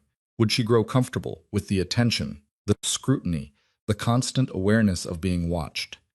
"There's something else we need to discuss," Dante said eventually. "Something I should have brought up yesterday, but the timing never seemed right." Elena tensed. "What is it?" "My family. They'll need to be told about you, about the babies. And they'll want to meet you. You have family in Florence?" "Some. My younger sister Chiara lives in Milan, but she visits regularly. My uncle Roberto handles some of the business interests here. There are cousins, associates, people who are family and everything but blood." He paused. "They're going to be curious about you, protective of me. Some of them may not understand why I've chosen to build a life with someone outside our world." "You mean they'll think I'm not good enough for you?" "They'll think I'm putting myself at risk by caring about someone who doesn't understand the complexities of my position," Dante corrected gently. "It's not personal, Elena. It's how they've been taught to think. Trust is earned slowly in my world. So, what do I do? How do I prove I'm worthy of their precious Dante?" He smiled at her sarcasm. "You be yourself. You answer their questions honestly. You show them the same strength and intelligence that drew me to you in the first place. And you let me handle anyone who crosses the line from protective to disrespectful." "When do I have to meet them?" "Soon. Word is already spreading. And it's better they hear details from us than through gossip." He squeezed her hand. "But not today. Today you've dealt with enough. Today, we go back to the villa, you rest, and we pretend the outside world doesn't exist for a few hours." That sounded perfect. Elena stood, letting Dante pull her close for a moment. His arms were solid around her. His heart beat steady against her ear. This, she thought, this feeling of safety, of being valued, this was worth navigating the complications. They walked back slowly, taking side streets to avoid the tourist crowds. Dante pointed out buildings with interesting histories, shared stories about Florence that only locals knew. It was easy to forget in moments like these exactly who he was, what he was capable of. He was just a man who loved his city and wanted to share it with someone special. Carlo was waiting where they'd left him, the car packed with Elena's belongings. The drive back to the villa was quiet, comfortable. Elena watched the city give way to hills, cypress trees, and vineyards. The landscape that had seemed so foreign yesterday was already beginning to feel familiar. At the villa, Maria had prepared lunch, a light pasta with fresh vegetables, crusty bread, a salad from the garden. They ate on the terrace, overlooking the view that Elena was beginning to think she could never tire of. I need to make some calls, Dante said apologetically as they finished. Business that can't wait. Will you be all right on your own for a few hours? I'll survive, Elena assured him. I might explore the gardens, maybe read. Definitely avoid looking at my phone. He smiled, pressing a kiss to her forehead before disappearing into his study. Left alone, Elena wandered through the villa, learning its rhythms and secrets. She discovered a conservatory filled with orchids, a wine cellar that probably held bottles worth more than her yearly salary, a small chapel that clearly hadn't been used in years. But it was the nursery that stopped her cold. The room was on the second floor, not far from what was now her bedroom. It was empty except for dusty furniture covered in white sheets, a crib, a rocking chair, what looked like a changing table. Clearly, this had once been a child's room. Clearly, it had been abandoned. That was mine. Elena spun to find Dante in the doorway, his expression unreadable. Your room? When I was very young. Before, he stopped, seeming to reconsider his words. It hasn't been used in almost 30 years, but I thought perhaps with some renovation, it could become something new, something happy. Elena moved to the window, pulling back the curtain to reveal a view of the gardens. Sunlight streamed in, illuminating dust motes dancing in the air. It has good light, she said, and it's close to my room, close to yours. We could turn it into 2 rooms, Dante suggested, coming to stand beside her, one for each baby. Or keep it as one large race where they could play together. Whatever you prefer. The image formed in Elena's mind. This dusty, abandoned space transformed into a bright nursery. 2 cribs, soft rugs, toys scattered about, the sound of babies laughing. It seemed almost impossible that in 6 months that fantasy could be reality. I'd like them to share a room, she decided. At least at first, so they're not alone. So they have each other, like you had no one. Dante's words were soft, understanding. Elena nodded. I don't want that for them. I want them to always know they're part of something bigger than themselves. That they belong. They will. I promise you. Elena, our children will never doubt that they're loved and wanted and cherished. The intensity in his voice made her turn. Dante was looking at her with an expression she couldn't quite name. Something fierce and protective and achingly tender all at once. You're going to be a wonderful father, she said. I'm going to try. He pulled her close, his hand resting on her stomach where their children grew. Every day I'm going to try to be worthy of them, of you. They stood like that for a long moment in the empty nursery that would soon be full of life wrapped in possibility and promise. Outside, the Tuscan sun continued its arc across the sky. In the city, people continued to gossip and speculate about Dante Valeri's mysterious new love. Marco Russo probably continued to nurse his wounded pride and plot whatever petty revenge his small mind could conceive. But here, in this quiet room, with sunlight warming their skin, Elena allowed herself to believe that maybe, just maybe, everything was going to be all right. The sound of tires on gravel broke the moment. Dante tensed, his entire posture shifting in a way that reminded Elena of a predator sensing danger. Stay here, he ordered, already moving toward the window. What is it? Someone just arrived. Someone who doesn't usually come to the villa unannounced. Elena followed him to the window despite his instruction. Below, a sleek sports car had pulled into the drive. Bright red, expensive, driven by someone who clearly valued making an entrance. The driver's door opened, and a woman emerged. She was stunning, in her late 20s, with dark hair cascading in perfect waves, and a designer dress that probably cost more than Elena's monthly rent used to be. She moved with the kind of confidence that came from a lifetime of being beautiful and knowing it. Who is that? Elena asked.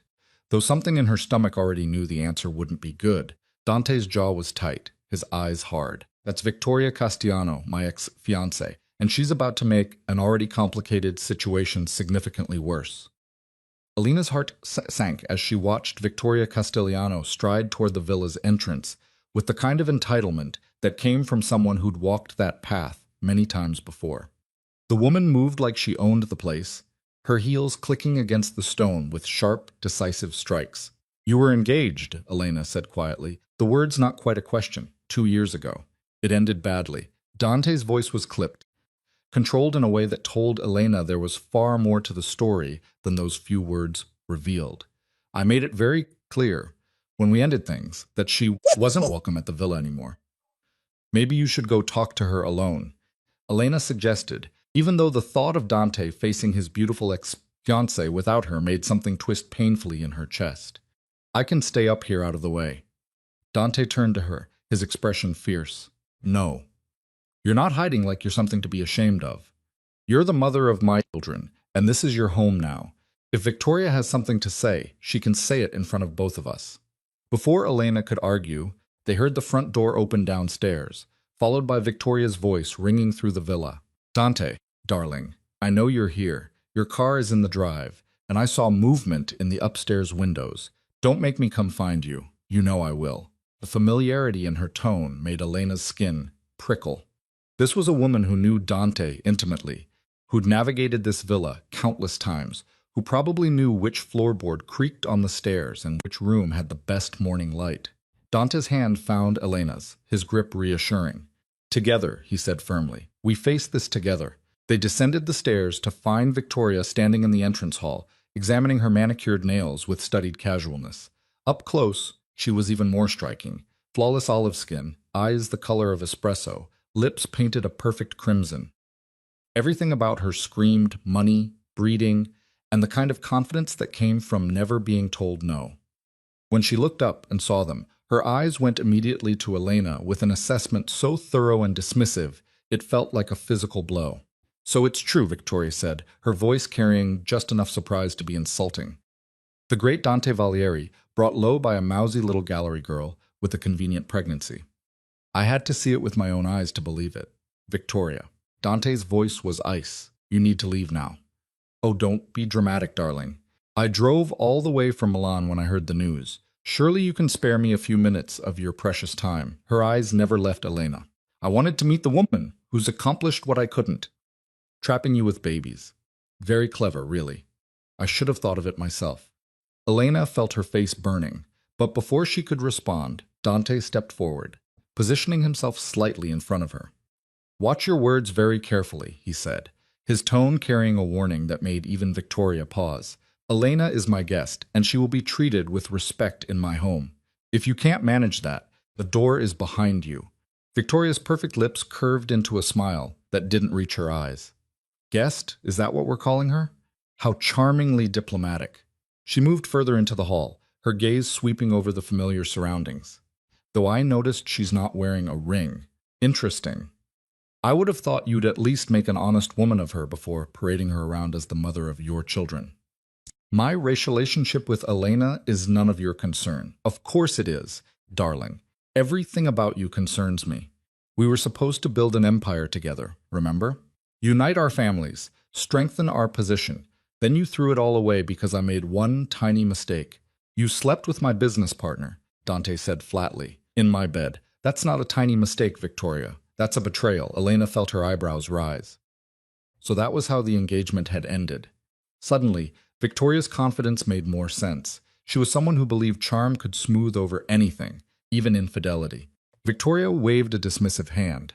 Ancient history. I was young and foolish, but we could have worked through it if you hadn't been rigid, so unforgiving. Her eyes cut back to Elena. Let me guess. You think you're different, Britt? You think you found the real Dante beneath all that power and control? How adorable. Stop talking to her, Dante ordered. In fact, stop talking altogether. Whatever you came here to say it to me. Fine. Victoria's mask of charm cracked slightly, revealing something harder underneath. I came to warn you. The families are talking Dante. They're concerned about this sudden relationship with an outsider. A nobody with no connections, no family worth mentioning, no understanding of our world. They think you're making decisions based on emotion rather than strategy. Let them think what they want. You can't just dismiss their concerns. You have responsibilities, obligations to people who've supported you for years. And now you're risking all of that for what? A woman you barely know who happened to get pregnant. Elena had heard enough. She stepped forward, ignoring Dante's protective instinct to shield her. You don't know anything about me or our relationship. You're making assumptions based on gossip and your own bitterness. Victoria's laugh was sharp. Oh, she has a voice. How refreshing. Tell me, Elena. Is it Elena? Isn't it? What exactly do you bring to this relationship besides a convenient pregnancy? What value do you add to Dante's life? The question hit all of Elena's insecurities, every doubt that had plagued her since yesterday. What did she bring to Dante's world?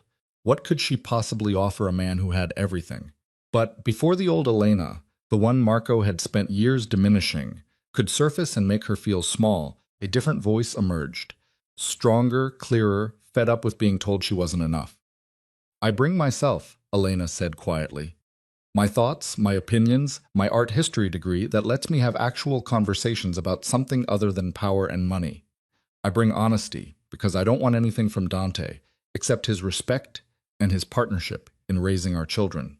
And I bring the one thing you clearly couldn't, loyalty. Victoria's eyes flashed with anger, but Elena wasn't finished. You come here talking about value and connections and family obligations, but what you're really talking about is transactions. Relationships built on what people can do for each other rather than who they are. Maybe that works in your world, but it's not the world I want for my children. And apparently, it's not the world Dante wants either, or he wouldn't have chosen me. For a moment, all silent except for the ticking of an antique clock somewhere in the depths of the villa. Victoria stared at Elena like she was seeing her for the first time, really seeing her instead of just dismissing her as an obstacle. Then she turned to Dante. You've made your choice then. You're actually serious about this. About her? Yes, Dante said simply. I am. Then you're a fool. The families won't accept her. Your uncle Roberto certainly won't. He's already making noise about this being a distraction, about you losing focus on what matters. Elena and our children are what matter now. Victoria's expression shifted, something like genuine hurt flickering across her perfect features. I loved you, despite everything. Despite the way it ended, I did love you. Or at least I loved what we could have been together. But you loved the idea of power more, Dante said, not unkindly. You loved the status, the influence, the doors that being my wife would open. You never loved me, Victoria. You loved what I represented. And you think she's different? Victoria gestured at Elena. You think she won't eventually want the same things? The lifestyle, the luxury, the power that comes with your name? I think she's already proven. She's different by walking away from everything she knew to protect our children from a world she thought was too dangerous. I think she's different because she was planning to raise them alone rather than trap me into a relationship I didn't want. Dante moved to stand beside Elena, his hand finding hers. And I think she's different because when I look at her, I see a partner, not a trophy. The words settled over the hall like a benediction. Victoria studied them both, her expression unreadable. Well, she said, finally, smoothing her dress with deliberate care, I suppose there's nothing left to say except good luck. You're going to need it when the families start pushing back. When your uncle demands, you choose between your legacy and this, she gestured vaguely at Elena. Domesticity. When the reality of trying to blend your world with hers becomes impossible to navigate. I'll handle my family, Dante said. And Victoria, don't come back here. This is the last time I'm going to be polite about it. For just a second, Victoria's composure cracked completely, revealing raw pain underneath. You really have moved on. I thought maybe with time you'd forgive me, that we could find our way back to each other. That was never going to happen. Not after what you did, not after the trust you broke. You need to accept that and move forward with your own life. Victoria nodded once sharply, then turned on her heel and walked toward the door. She paused at the threshold, looking back one last time. For what it's worth, she said, her eyes on Elena, I hope you know how lucky you are. Dante doesn't give his heart easily, and he certainly doesn't forgive easily. The fact that he's willing to build a life with you, to trust you with his children, that's not something he offers lightly.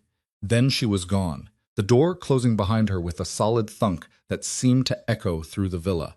They heard her car start, tires crunching on gravel as she drove away, taking her bitterness and warnings with her.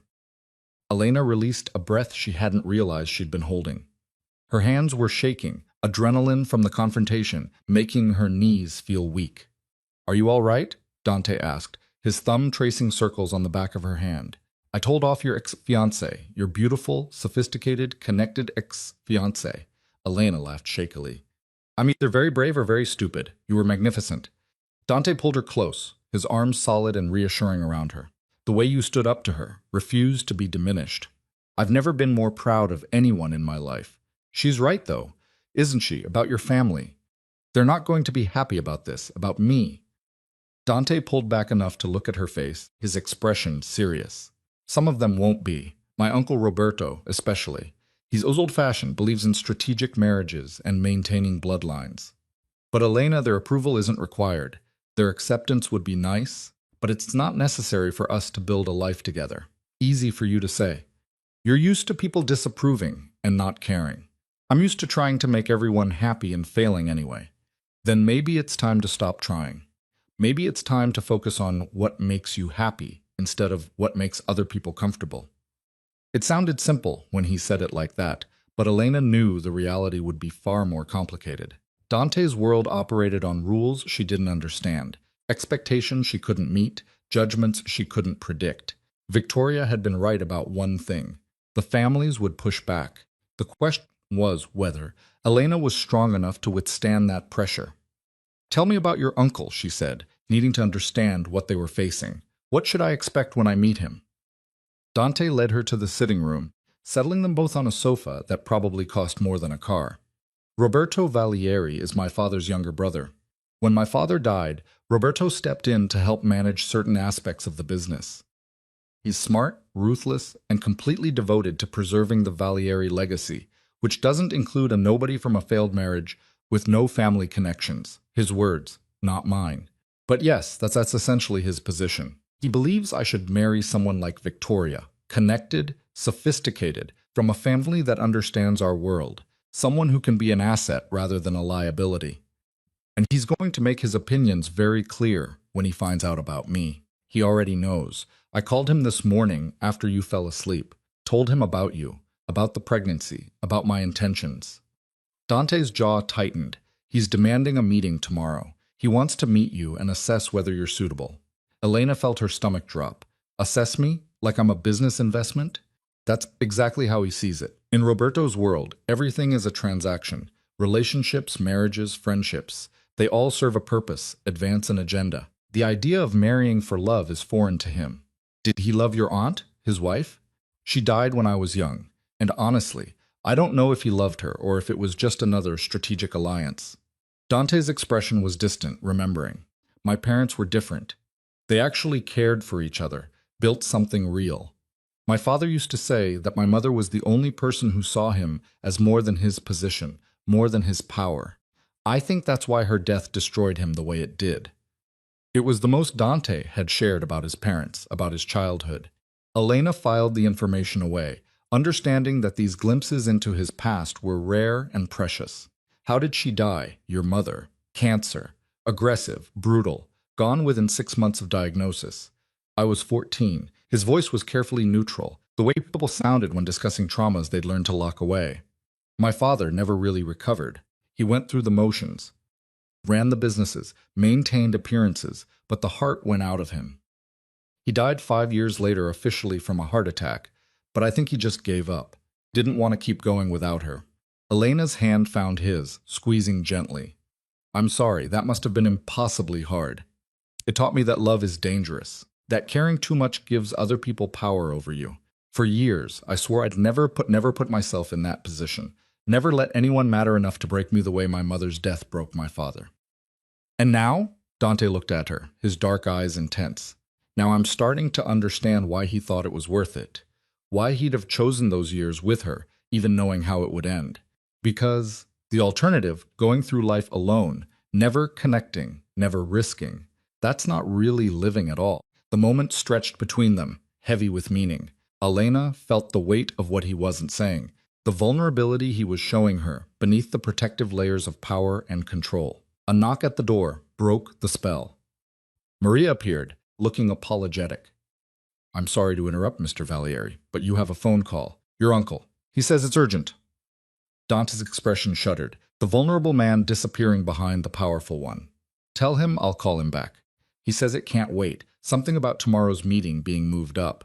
Maria hesitated. He sounded quite insistent. Dante swore under his breath, then looked at Elena. I need to take this. Will you be all right for a few minutes? Of course. I'll just... Elena gestured vaguely at the villa around them. Explore. Get more familiar with my new home. After Dante left, Elena wandered through the villa with no particular destination in mind. She found herself in the library, drawn to the floor-to-ceiling shelves packed with books in multiple languages. Some were clearly valuable. Leather-bound first editions, rare volumes that belonged in museums. Others were more practical, business texts, legal references, histories of Florence and Tuscany. But it was a smaller shelf in the corner that caught her attention. Children's books worn from reading, spines cracked from being opened again and again. Fairy tales, adventure stories, classics like Pinocchio and The Adventures of Tom Sawyer. These had been loved, cherished, read until the pages were soft. Dante's books, she realized, from when he was young, before his mother died, before he learned to lock his heart away. She pulled out one, an Italian translation of Where the Wild Things Are, and flipped through the pages. In the margin of one page, in a child's careful handwriting, was a note. Mama says everyone needs a place where they can be wild sometimes. Papa says I already am wild. The note made Elena's throat tight. She could picture it. A young Dante, dark-haired and serious even then, writing comments in his books while his mother smiled nearby. A version of Dante who still believed in wild things and safe returns home. Those were my favorites. Elena jumped, not having heard him approach. Dante stood in the doorway, his expression soft as he looked at the book in her hands. Your mother read to you, Elena said, every night, even when she was sick, even when she could barely sit up. She'd have me bring her books and read to me, said it was important to keep imagination alive, even in dark times. He moved closer, taking the book gently from her hands. After she died, I couldn't read them anymore. It hurt too much, remembering her voice doing all the different characters' sounds. But you kept them. I kept everything of hers. Her books, her jewelry, her art. I couldn't throw any of it away, even when my father wanted to. Even when it felt like keeping them was just preserving the pain. He set the book back on the shelf carefully, reverently. Maybe I was waiting for a reason to bring them back out. For children who could love them the way I did. The image formed in Elena's mind. Dante reading to their twins, doing character voices, keeping his mother's tradition alive for a new generation. It was so domestic, so tender, so at odds with everything the world thought they knew about Dante Alighieri. What did your uncle want? Elena asked, pulling them back to the present. Dante's expression hardened. He's moving the meeting to tonight. Insists we come to his house in the city for dinner. Says if you're going to be part of this family, you need to understand what that means, and the sooner the better. Tonight, as in a few hours from now, he's not a patient man, and he likes to keep people off balance, force them to react without time to prepare. Dante's jaw tightened, but I told him tomorrow at the earliest, you need time to rest, to settle in. This meeting happens on our terms, not his. What did he say to that? That I was already letting you influence my decisions, putting your comfort above family obligations, that this proves his concerns about your impact on my judgment. Dante's voice was tight with controlled anger. He's testing me, seeing if I'll choose you over his demands, trying to establish dominance before you've even met. Elena sank into one of the library's leather chairs, suddenly exhausted. This is going to be my life now, isn't it? People testing me, judging whether I'm worthy, watching for signs that I'm changing you, or weakening you, or whatever it is they're afraid of. Yes, Dante said honestly, pulling up a chair to face her. That's exactly what it's going to be like, at least at first, until you prove yourself, until they learn that dismissing you is a mistake. And if I can't prove myself, if I'm not strong enough to stand up to people like your uncle or Victoria or whoever else decides I'm not good enough. Dante leaned forward, taking her hands in his. Then I stand up for you. I make it clear that disrespecting you means disrespecting me, and I use every bit of power and influence I have to protect you from people who want to tear you down. I don't want you to have to fight your own family because of me. Elena, I've spent my entire adult life navigating family politics, managing egos, balancing competing interests. This is nothing new. The only difference is that now I'm doing it for something that actually matters to me, rather than just maintaining power for its own sake. A thought occurred to Elena, uncomfortable, but necessary. What if they're right? What if I do change you, make you soft or distracted, or whatever they're worried about? What if being with me puts you at risk? Being with you has already changed me, Dante said simply. Made me think about the future differently. Made me want things I'd convinced myself didn't matter. If that's softness, then I'll embrace it. And as for risk, his smile was sharp, dangerous. Anyone foolish enough to mistake love for weakness is in for a very unpleasant education. There was steel beneath his words, a reminder that the man holding her hand so gently was the same man who'd made Marco kneel in the street. Dante might be choosing softness with her, but he hadn't forgotten how to be hard when necessary. So, what do we do about tomorrow? Elena asked. How do I prepare to meet your uncle and convince him I'm not going to destroy everything he's built? You don't try to convince him of anything. You be yourself.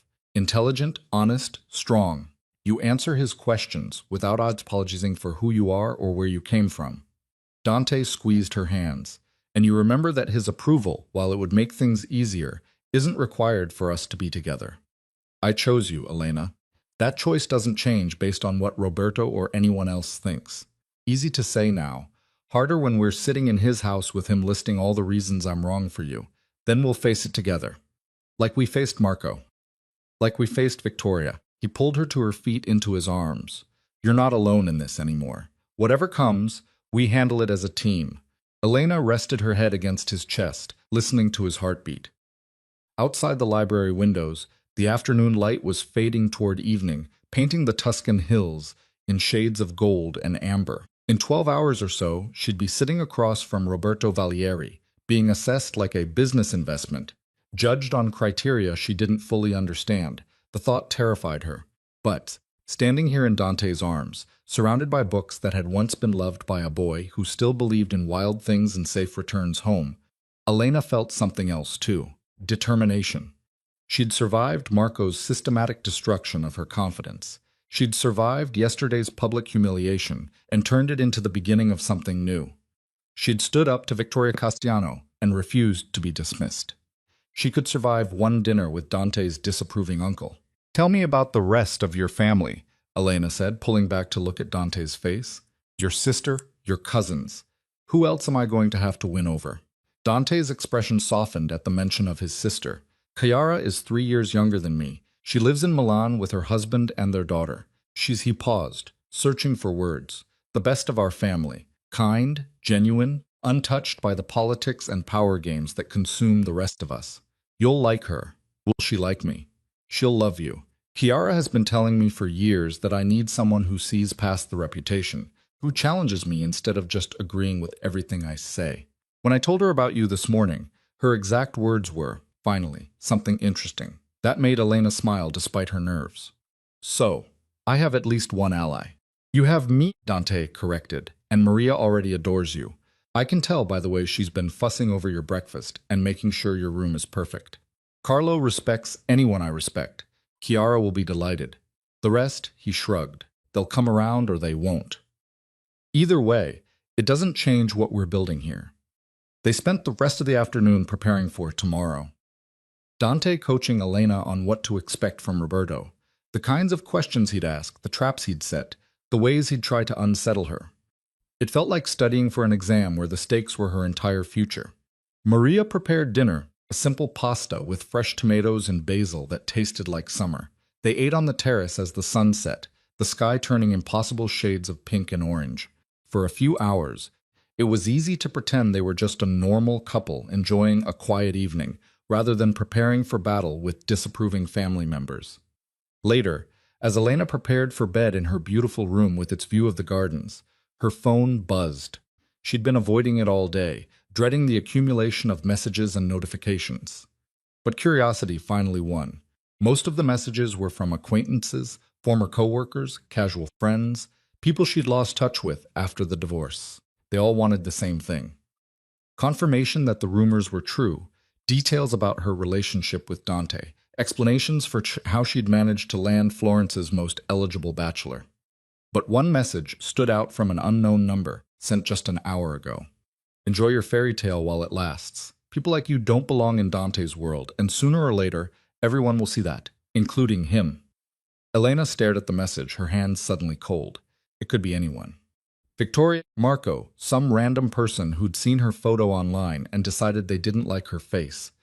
The anonymity made it worse somehow, the faceless malice more unsettling than a direct threat. She should tell Dante, should show him the message and let him handle it the way he handled everything else, with swift, decisive action. But part of her hesitated. He was already dealing with his uncle's disapproval, his family's concerns, the complications of merging their two worlds. Did he really need to add stalker messages to the list? A knock at her door interrupted the debate. Dante stood in the hallway. He'd changed into comfortable clothes, soft-cotton pants, and a t-shirt that revealed the lean muscle of his arms. "Can't sleep?" he asked. "Nervous about tomorrow, I guess." Elena set her phone down, screen side down. "How do you not get overwhelmed by all of this? The family politics, the expectations, the constant need to prove yourself. I grew up with it. It's normal to me." He moved into the room, his eyes taking in her tense posture. "But I remember what it was like the first time I had to face down my father's business associates. I was 19, barely knew what I was doing, terrified of saying the wrong thing and undermining everything he'd built. What happened? I said the wrong thing. Made a mistake that cost us a significant deal. My father was furious." Dante settled into the chair by her window, his expression distant with memory. "But afterwards, he told me something I've never forgotten. He said, 'You're going to make mistakes. You're going to fail sometimes. The question is whether you learn from it or let it break you.' Did you learn?" Eventually, after a few more failures and a lot of bruised ego, his smile was row-fall. "The point is, Elena, you don't have to be perfect tomorrow. You just have to be willing to try, to stand up for yourself, to show Roberto that you're not someone who breaks easily. The rest will come with time." Elena wanted to believe him, wanted to feel the confidence he seemed to have in her abilities. But the message on her phone kept nagging at her, a reminder that not everyone wanted her to succeed. "Dante," she said hesitantly, "if someone was threatening me, not physically, but with words, trying to undermine my confidence or make me feel unwelcome, would you want to know?" His entire demeanor changed, the relaxed man replaced by someone alert and dangerous. "What happened? Did someone contact you?" She showed him the message, watching his expression darken as he read it. "This number isn't in your contacts. No, I have no idea who sent it." Dante's jaw tightened, that cold fury she'd seen on the street settling over his features. "I'll have it traced. Find out who thinks they can threaten you without consequences. It's just words. They probably don't even mean it. Words can be weapons, Elena, and anyone using them against you needs to understand that there will be repercussions." He stood, pulling out his own phone. "I'm going to make some calls. Get this handled tonight so you don't have to worry about it tomorrow." "Dante, you don't have to." "Yes, I do." He crossed to her, cupping her face in his hands. "This is what I mean when I say you're under my protection. Not just from physical threats, but from anyone who wants to make you feel small or afraid or unwelcome. You're mine now, Elena, and I protect what's mine." The possessiveness in his voice should probably have bothered her. It should have set off warning bells about control and ownership, but instead it made her feel safe, valued, like she mattered enough to defend. After Dante left to make his calls, Elena finally crawled into bed, exhaustion catching up with her. Tomorrow would bring new challenges, new tests, new opportunities to prove herself or fail spectacularly. But tonight, in this beautiful room, in this impossible villa, she let herself rest. Her last thought before sleep claimed her was of two small heartbeats growing steadily inside her. Whatever tomorrow brought, whatever challenges she faced, she was doing this for them, for the chance to give her children a life built on love and respect, rather than criticism and contempt. That was worth facing down any number of disapproving uncles. Morning arrived too quickly. Sunlight streamed through Elena's windows, with the kind of cheerful intensity that felt inappropriate for someone facing what amounted to a tribunal. She'd slept poorly, her dreams filled with faceless judges and impossible tests she couldn't pass. Maria brought breakfast at 8, along with news that made Elena's stomach clench. "Mr. Valeri asked me to tell you the meeting with his uncle has been moved to 11 this morning," the housekeeper said, setting down a tray of food Elena suddenly had no appetite for. "He said to take your time getting ready, but that Carlo will have the car ready at 10:30. So Roberto had won that particular battle, forcing them to move on his timeline rather than theirs. Elena wondered what other small victories he'd claimed before the day was done. She forced herself to eat, knowing the babies needed nourishment, Even if her nerves were demanding, she skipped food entirely. Then she stood in front of her closet, now filled with clothes Maria had somehow procured overnight, trying to decide what one wore to meet a disapproving mafia uncle. Too formal would seem like she was trying too hard. Too casual would be disrespectful. Too expensive would look like she was spending Dante's money already. Too cheap would confirm their suspicions that she was beneath their world. Finally, she chose a simple navy dress, elegant but not ostentatious. It was fitted but not tight enough to emphasize her small baby bump. She paired it with minimal jewelry and low heels, aiming for respectful and competent rather than trying to compete with women like Victoria. Dante found her in front of the mirror, attempting to tame her hair into something sophisticated. "You look beautiful," he said, coming to stand behind her. I looked terrified. Elena met his eyes in the reflection, which is probably accurate. Roberto is going to try to intimidate you. It's what he does. He finds weaknesses and exploits them. But, Elena, you need to remember something important. He turned her to face him, his hands gentle on her shoulders. He needs me more than I need him. He manages certain business interests, yes, but ultimately, I'm the one with the final say. His power exists because I allow it to exist. So why are we going at all? Why give him this meeting if you don't need his approval? Because despite everything, he's family. Because he did step up when my father died, and I was too young to handle everything alone. Because maintaining these relationships, even difficult ones, is part of how I keep my world stable. Dante's expression was serious. But make no mistake, if he crosses a line, if he disrespects you beyond what's tolerable, I will put him in his place, family or not. They drove into Florence in tense silence. The city's beauty was lost on Elena as her mind spun through worst-case scenarios. Roberto's house was in one of the oldest parts of the city, a Renaissance palazzo that had probably housed nobility for centuries. It was the kind of place that screamed old money, old power, old families who'd been making decisions that shaped Florence since before America existed. Carlo pulled up to an imposing wooden door set into a stone facade. A man in a dark suit, security, Elena realized, opened it before they'd even exited the car. "Mr. Valieri," the man said with a respectful nod. "Mr. Roberto is expecting you in the library." Inside, the palazzo was exactly what Elena had feared. All marble floors and priceless artwork and furniture that belonged in museums. Their footsteps echoed as they followed the security guard through corridors that felt designed to make visitors feel small and insignificant. The library was on the second floor, a vast room lined with leather-bound books and dominated by an enormous desk. Behind that desk sat Roberto Valieri, and Elena understood immediately why Dante had warned her.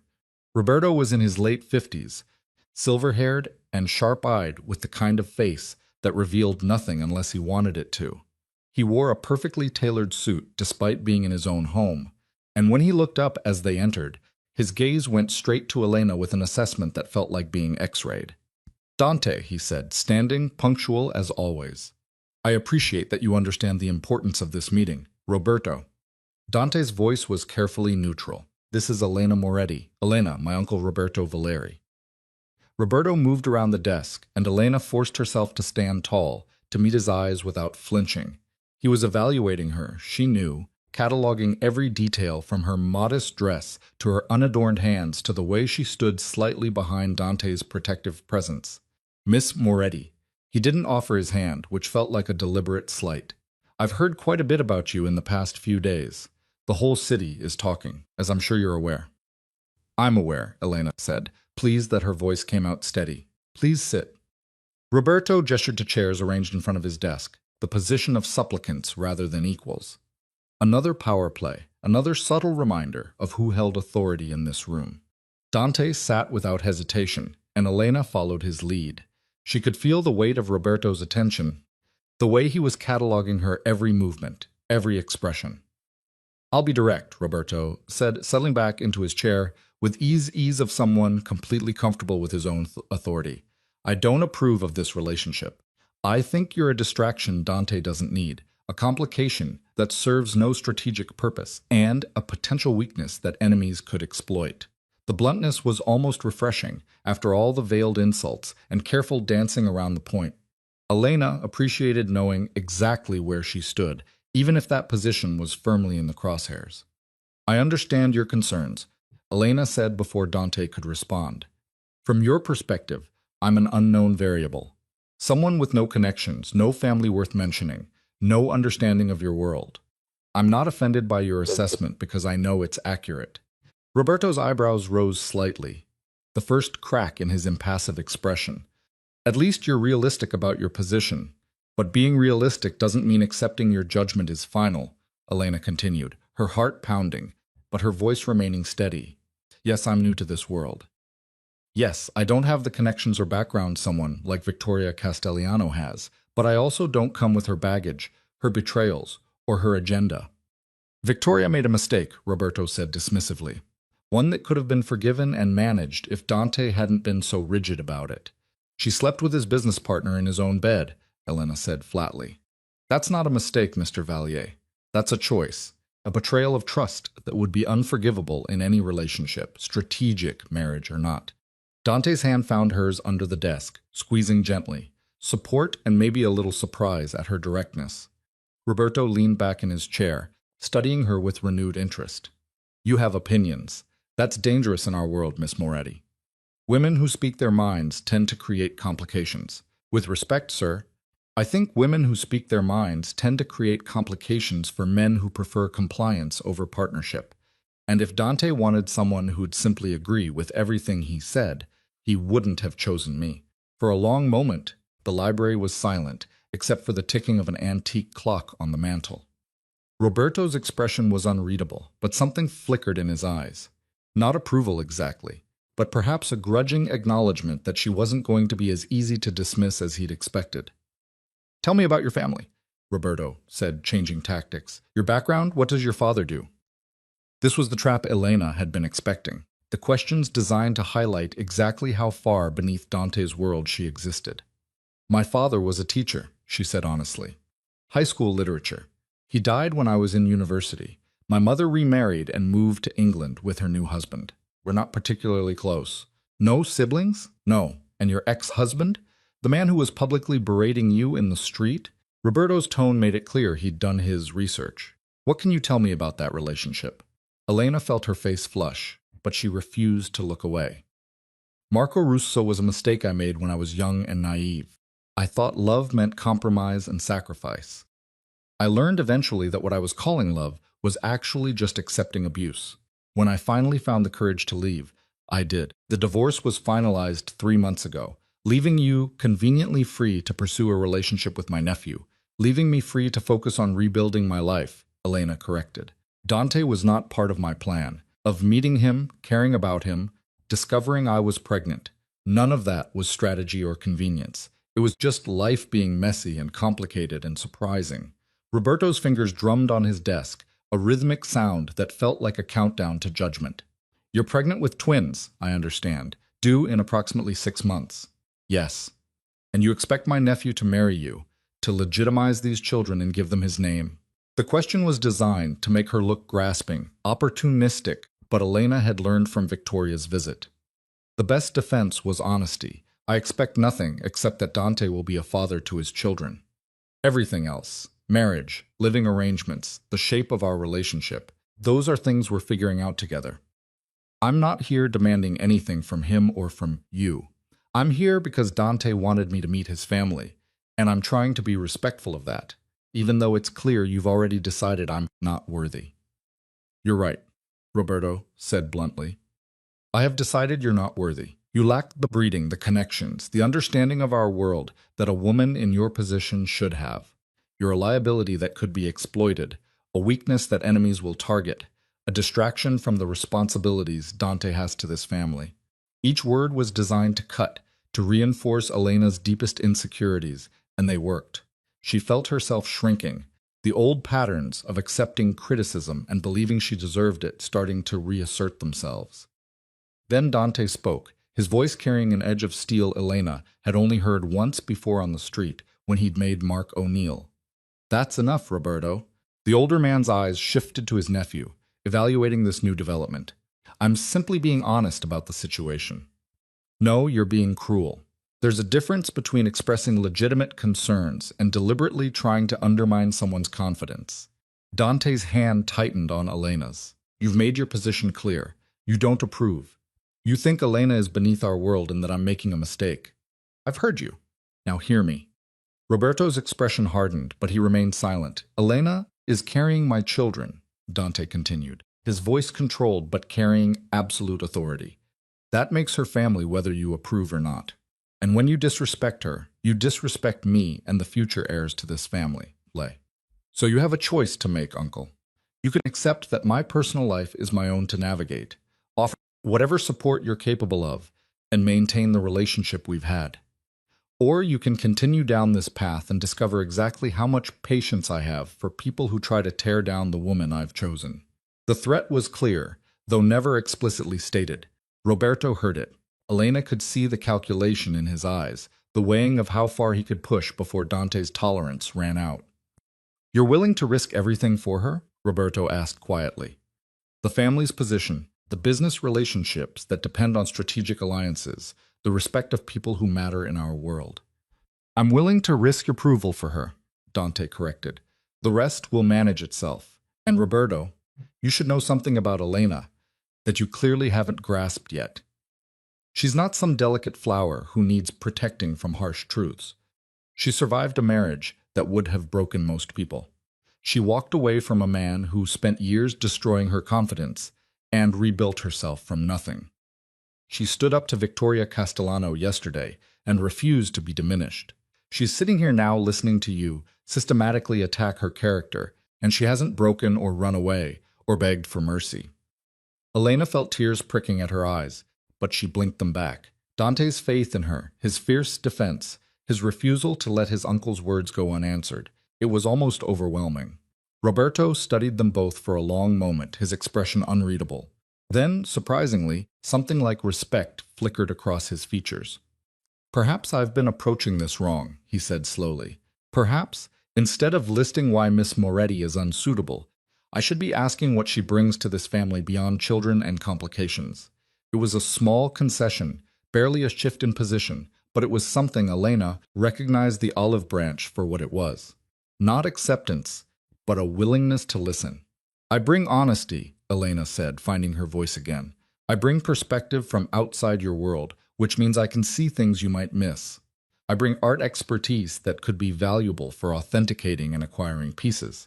I bring loyalty to Dante and our children that isn't based on power or position, but on genuine care. And I bring a willingness to learn, to adapt, to do whatever is necessary to protect this family I'm becoming part of. Pretty words, Roberto said, but words are easy. Actions are what matter. Then judge me on my actions over time rather than dismissing me based on assumptions today. Elena challenged. Give me the chance to prove I'm more than you think I am. Roberto's fingers resumed their drumming, that rhythmic countdown. Elena held her breath, aware that whatever came next would set the tone for her relationship with Dante's family going forward. Very well, Roberto said finally. I'll reserve final judgment. But understand something, Miss Moretti. If you become a liability, if your presence creates problems that threaten this family's position, I will not hesitate to act. Dante may be willing to overlook potential issues because of his feelings for you, but I am not so sentimental. I understand, Elena said, even though the threat sent ice through her veins. Good. Roberto stood, signaling the meeting was over. Dante, a word alone before you leave. It was phrased as a request, but delivered as a command. Dante looked at Elena, asking silent permission. She nodded, trying to project a confidence she didn't entirely feel. I'll wait in the hall, she said, standing. The security guard who'd led them in appeared to escort her out. Elena followed him, acutely aware of the conversation she wasn't privy to happening behind closed doors. What was Roberto saying to Dante? What other concerns or threats was he voicing without her there to defend herself? The hallway outside the library felt oppressively silent, decorated with portraits of stern-faced Valeries, who'd probably all had opinions about who was worthy to join their bloodline. Elena studied them, trying to find any warmth in those painted faces and finding none. They're rather intimidating, aren't they? Elena spun to find a woman emerging from a nearby room. She was in her mid-30s, elegantly dressed in a way that suggested money without ostentation. Her smile was warm, genuine, completely at odds with the cold assessment Elena had just endured. The portraits, the woman continued, gesturing at the paintings. All these serious faces judging you. Roberto hung them specifically to make people uncomfortable. It's very on brand for him. Do you work here? Elena asked. Uncertain of this woman's connection to the household, the woman laughed. A sound like wind chimes. Work here? No, I'm Chiara, Dante's sister. I heard you were coming today and couldn't resist driving in from Milan to meet the woman who's caused such an uproar in our family. Chiara, Dante's sister, the one he'd said was kind and genuine. Relief flooded through Elena. I'm Elena, she said, though clearly Chiara already knew that. I know exactly who you are. The whole family knows. You're all anyone's talking about. Chiara linked her arm through Elena's like they were old friends. Come on, let's get you away from Uncle Roberto's house of horrors. I know a cafe nearby where we can talk without feeling like we're being surveyed by dead ancestors. I should wait for Dante. He'll find us. Trust me, when my brother and Roberto get going, they can argue for hours. Besides, I have questions, and I suspect you could use an ally who isn't going to interrogate you about your bloodline. Chiara's eyes were kind, understanding. Please, I promise I'm much nicer than the rest of the family. Elena hesitated, but something about Chiara's warmth, her easy manner, made the decision simple. Okay, but I should at least tell someone where I'm going. Chiara spoke briefly to the security guard, who nodded and disappeared back into the library, presumably to inform Dante. Then she led Elena down the stairs and out into the Florence sunshine. The cafe was exactly as promised, small, quiet, the kind of neighborhood spot tourists rarely discovered. Chiara ordered them both coffee and cornetti, ignoring Elena's protest that she shouldn't be drinking caffeine. One small coffee won't hurt the babies, Chiara said with the confidence of someone who'd been through pregnancy. And you look like you need it after facing down Roberto. How bad was it? On a scale of 1 to soul-crushing, probably a 7. Elena wrapped her hands around the warm cup. He made it very clear he doesn't think I'm suitable for Dante or this family. Of course he doesn't. You're not from our world. You didn't come with pre-negotiated alliances, and you make Dante happy, which Roberto finds deeply suspicious. Chiara's tone was matter-of-fact. My uncle believes love is a weakness, and that all relationships should serve a strategic purpose. The idea that Dante would choose someone based on actual feeling, rather than family benefit, offends his entire worldview. So, he's never going to accept me. I didn't say that. Roberto is rigid and controlling and absolutely exhausting to deal with, but he's not stupid. If you prove yourself valuable, if you show him you can navigate our world without becoming a liability, he'll grudgingly admit you have worth. Chiara took a sip of her coffee. It won't be easy, and he'll never love you, but you can earn his respect. That's the best any of us can hope for with Roberto. Elena studied Dante's sister, trying to reconcile this warm, open woman with the cold, calculating family she'd been imagining. How are you so different from them? From Roberto and the others? I got out, Chiara said simply. Married a man my uncle didn't approve of, a doctor completely outside our world, and moved to Milan. I created a life that's mine, instead of just an extension of family obligations. Roberto barely speaks to me now, which honestly feels like a gift. But you're here today. Because Dante called and asked me to come. Said you might need someone in your corner who understood what it's like to be the outsider everyone's judging. Chiara's smile was gentle. My brother loves you, Elena. I can hear it in his voice when he talks about you. And Dante doesn't love easily or carelessly. So whatever Roberto or anyone else thinks, you've already accomplished something remarkable. The words loosened something in Elena's chest that had been tight since yesterday's confrontation with Marco. Here was someone who understood, who'd been through similar trials, who'd survived and built a happy life, despite the family's disapproval. Tell me the truth, Elena said. Can this actually work? Can someone like me build a life with someone like Dante without it all falling apart? Chiara considered the question seriously. Honestly, I don't know. What Dante does, the world he operates in, it's complicated and dangerous in ways I don't think either of us fully understands. There will be challenges, people who test you, situations where you'll feel completely out of your depth. That's not very reassuring. But, Chiara continued, I also know my brother. When he commits to something, he commits completely. If he's chosen you, if he's decided you and those babies are his future, he'll move heaven and earth to make it work. The question isn't whether Dante is strong enough to protect you. It's whether you're strong enough to stand beside him rather than behind him. Elena thought about that as she sipped her coffee. Standing beside Dante meant accepting his world, learning its rules, becoming someone who could navigate its complexities. It meant growing into a version of herself she couldn't quite imagine yet. Stronger, harder, more capable of handling the darkness that came with his power. I want to be, she said finally, strong enough. I mean, I want our children to grow up seeing a partnership, not a protector and someone who constantly needs protecting. But I don't know how to get there from here. One step at a time, Chiara suggested. One challenge at a time. You survived Marco's abuse. You survived yesterday's public humiliation. You survived facing Roberto in his lair. Each time you face something hard and come through it, you'll be a little stronger. They talked for another hour. Chiara, sharing stories about growing up as Dante's little sister, about their mother's kindness and their father's, about the family dynamics that had shaped them both. Elena absorbed it all, building a picture of the world she was entering that was far more nuanced than the simple good versus evil narrative she'd been constructing. Finally, Dante appeared in the cafe doorway, his expression relaxing when he saw Elena safe with his sister. I should have known you'd ambush her, he said to Chiara, but his tone was affectionate. Someone had to save her from Roberto's hospitality, Chiara replied, standing to hug her brother. Besides, I like her. She's good for you. Try not to mess this up. I'll do my best. Dante's eyes went to Elena. Ready to go home? Home. The words settled over Elena like a warm blanket. Not her cramped apartment in Santa Croce, but the villa on the hillside where sunlight streamed through French doors and the garden smelled like lavender. They said goodbye to Chiara, who made Elena promise to call if she needed anything, then headed back to where Carlo waited with the car. As Florence slipped past the windows, Elena felt exhausted, but oddly triumphant. She'd survived Roberto's assessment without breaking down or giving up. She'd found an ally in Chiara. She'd proven to herself, if no one else, that she could face this world without being destroyed by it. What did Roberto say after I left? Elena asked as they left the city behind. Dante was quiet for a moment. He warned me that choosing you over family interests would have consequences, that people would see it as weakness, that enemies might try to exploit it, that I was making decisions based on emotion rather than strategy. And what did you say?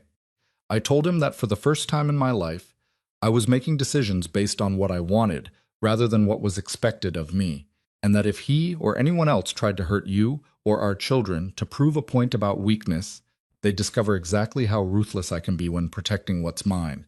The word should have frightened Elena, that casual mention of ruthlessness, the implicit threat of violence against anyone who threatened her. But instead, she felt safe, protected, like she'd found someone who would stand between her and harm rather than being the source of it. Your sister is wonderful, Elena said, changing the subject slightly. She is, and she clearly likes you, which is high praise. Chiara doesn't give her approval easily. Dante's hand found Elena's. How are you feeling? Really? Overwhelmed, exhausted, weirdly proud of myself for not falling apart in there. Elena managed a small laugh. Is it always going to be like this? Meeting people who've already decided I'm not good enough? Having to constantly prove myself? At first, yes. But Elena, you handled Roberto better than I expected. You didn't let him intimidate you into silence. You didn't apologize for who you are. You didn't beg for his approval. That's exactly what you needed to do. I had a good teacher, Elena said, squeezing his hand. Someone who keeps reminding me that I'm stronger than I think I am. They spent the rest of the drive in comfortable silence, Elena's head resting on Dante's shoulder. By the time they reached the villa, the sun was beginning its descent toward the hills, painting everything in shades of gold. Maria met them at the door with news that made Elena's heart sink. You have a visitor? The housekeeper said, her expression troubled.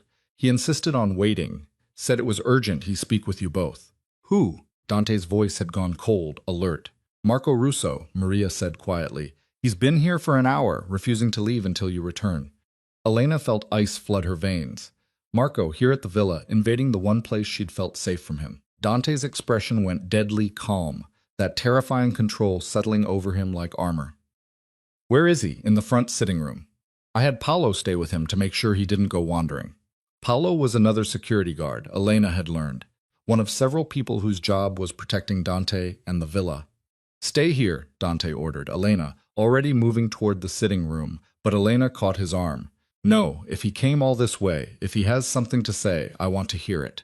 I need to face him, not hide while you handle it for me. Dante looked like he wanted to argue, to insist she stay away from the man who'd spent years destroying her confidence. But something in Elena's expression must have convinced him because he nodded. Together then. But Elena, if he says one cruel word, if he tries to hurt you in any way, I'm ending this conversation immediately. They found Marco in the sitting room, looking small and uncomfortable, surrounded by furniture that cost more than he made in a year. He stood when they entered, his eyes going immediately to Elena with an expression she couldn't quite read. "What are you doing here, Marco?" Elena asked, pleased that her voice came out steady despite her racing heart. "I came to apologize," Marco said, the words clearly difficult for him. "For what I said in the street, for how I treated you during our marriage, for everything." The apology hung in the air between them, unexpected and somehow hollow, despite the obvious effort it took him to deliver it. "You already apologized," Elena pointed out. "In the street, when Dante made you. That wasn't real. That was me being terrified of what he'd do if I didn't comply." Marco's eyes shifted to Dante, then quickly away. I'm trying to actually apologize, to tell you that I was wrong, that you deserved better, He swallowed hard. "I'm sorry." Elena studied her ex-husband, trying to determine if this was genuine remorse or just another manipulation. She'd seen Marco apologize before, usually right before he did the exact same thing again. "Why now?" she asked. "Why come here to Dante's home to say this?" Marco's face flushed. "Because someone made it very clear to me that continuing to badmouth you or cause problems would have serious consequences. And because he looked at her properly for the first time. Because seeing you with him, seeing how he defended you, made me realize what I threw away, what I destroyed with my own cruelty and stupidity." "If you're hoping I'll forgive you," Elena said slowly, "you're going to be disappointed. The things you said, the way you treated me, that's not something I can just forgive and forget, because you've suddenly had an epiphany." "I don't expect forgiveness," Marco said quietly. "I just wanted you to know that I finally understand how badly I failed you, how much damage I caused, and that none of it was your fault, despite what I tried to make you believe." The admission was everything Elena had wanted to hear during those dark years of their marriage. The acknowledgement that she hadn't been the problem, that Marco's cruelty was his failing, not hers. But hearing it now, standing in Dante's villa with her hand in his, she realized something important. She didn't need Marco's validation anymore. She didn't need him to admit he was wrong in order for her to know her own worth. That realization was more powerful than any apology he could offer. "I accept your apology," Elena said finally. "Not because I forgive you, but because I'm choosing to let go of the anger I've been carrying. You don't get to occupy space in my head anymore, Marco. You don't get to affect my happiness or my peace. This is me moving on." Marco nodded, looking relieved and sad in equal measure. "I heard about the babies, twins. That's congratulations. Thank you. For what it's worth, I think you'll be an amazing mother. Better than I deserved as a wife, certainly." He turned to Dante. "Take care of her. She's special. I was too stupid to see it, but you're not. Don't make my mistakes." Dante's expression remained cold, unforgiving. "You can leave now. And Marco, this is the last time you come to my home or approach Elena in any way. If I hear you've been anywhere near her, if you so much as mention her name in public, the consequences will be severe. Are we clear, Crystal?" Marco moved toward the door, then paused. "For what it's worth, Elena, I really am sorry. I hope you find all the happiness I couldn't give you." Then he was gone, leaving Elena and Dante alone in the sitting room as the sun continued its descent outside the windows. "How do you feel?" Dante asked gently. Elena considered the question. How did she feel? Not triumphant exactly, not vindicated or satisfied, just lighter, somehow, like she'd been carrying Marco's voice in her head for so long that she'd forgotten what silence sounded like. "Free," she said finally. "I feel free." Dante pulled her close, and Elena let herself melt into his embrace. Tomorrow would bring new challenges. More family members to meet, more judgments to face, more steps on the journey of learning to navigate Dante's world. But today, in this moment, she felt like she'd crossed some invisible threshold. From victim to survivor, from broken to healing, from alone to cherished. The babies fluttered inside her, barely perceptible, but there. 2 tiny heartbeats that had already changed everything, that had brought her to this villa and this man and this impossible, complicated, extraordinary new life. Come on, Dante said, pulling back to look at her face. Let's have dinner on the terrace. Just us, the sunset, and the knowledge that you've survived everything this world has thrown at you so far. So far, Elena repeated with a small smile. You make it sound like there's more coming. There's always more coming, but we'll face it together. Together. It was becoming Elena's favorite word. The weeks that followed Marco's apology fell into a rhythm that surprised Elena with its ordinariness. Morning sickness that gave way to afternoon energy. Doctor's appointments where she and Dante watched two tiny forms moving on ultrasound screens. Quiet dinners on the terrace as summer deepened into the kind of heat that made Florence shimmer. But beneath the domestic surface, Elena could feel herself changing. Not just her body, though that was transforming too, her belly rounding, with unmistakable evidence of the lives growing inside her. But something deeper. The woman who'd stood frozen while Marco hurled insults was being replaced by someone who knew her own worth, who could face disapproval without crumbling. It was Chiara who became her guide through this transformation, driving from Milan twice a week to help Elena understand the unspoken rules of Dante's world. They spent hours in the villa's gardens, Chiara explaining which families mattered, which alliances were delicate, which people could be trusted, and which were always calculating angles. The key is knowing when to be soft and when to show teeth, Chiara explained one afternoon as they watched the twins on the ultrasound, photos Elena had brought outside. Roberto respects strength, but if you're hard all the time, you'll exhaust yourself. Save the fight for battles that matter. How do I know which battles matter? You'll know. Trust your instincts. Chiara handed back the photos with a smile. Two boys. Dante must be terrified. Elena laughed. Why terrified? Because he'll see himself in them. All the mistakes he made, all the pain he caused and endured. He'll want to protect them from everything. It's going to make him impossible. She wasn't wrong. As Elena's pregnancy progressed into the second trimester, Dante became increasingly protective. Security was doubled at the villa. Carlo or another guard accompanied Elena anywhere she went. Certain parts of Florence were declared off-limits because Dante deemed them too crowded or unpredictable. You're suffocating me, Elena finally said one evening when Dante suggested she skip a gallery opening because it would mean being out after dark. I appreciate the concern, but I can't live like a prisoner. Dante's jaw tightened. You're not a prisoner. I'm trying to keep you safe. Safe from what? Random strangers? The statistically improbable chance something might happen. Elena stood, her hand on her expanding belly. Dante, I survived years of actual abuse. I think I can handle going to an art show. That was different. Marco was cruel, but he wasn't. Dante stopped, seeming to reconsider his words. Wasn't what? Wasn't dangerous like the people in your world? Elena's voice was sharp. Then maybe you should tell me exactly what kind of danger you're protecting me from, because I can't navigate threats I don't understand. The silence stretched between them, heavy with things Dante clearly didn't want to say. Finally, he sighed, running a hand through his hair in a gesture of frustration Elena had come to recognize. There are people who don't like that I've chosen you. People who see your presence in my life as a weakness they could exploit. And there are others, competitors, enemies, people I've crossed over the years who might try to hurt me by hurting you or the babies. So the threats are real, not just paranoia, very real, which is why I need you to take the security seriously. To understand that when I ask you not to do something, it's not about control. It's about keeping you alive.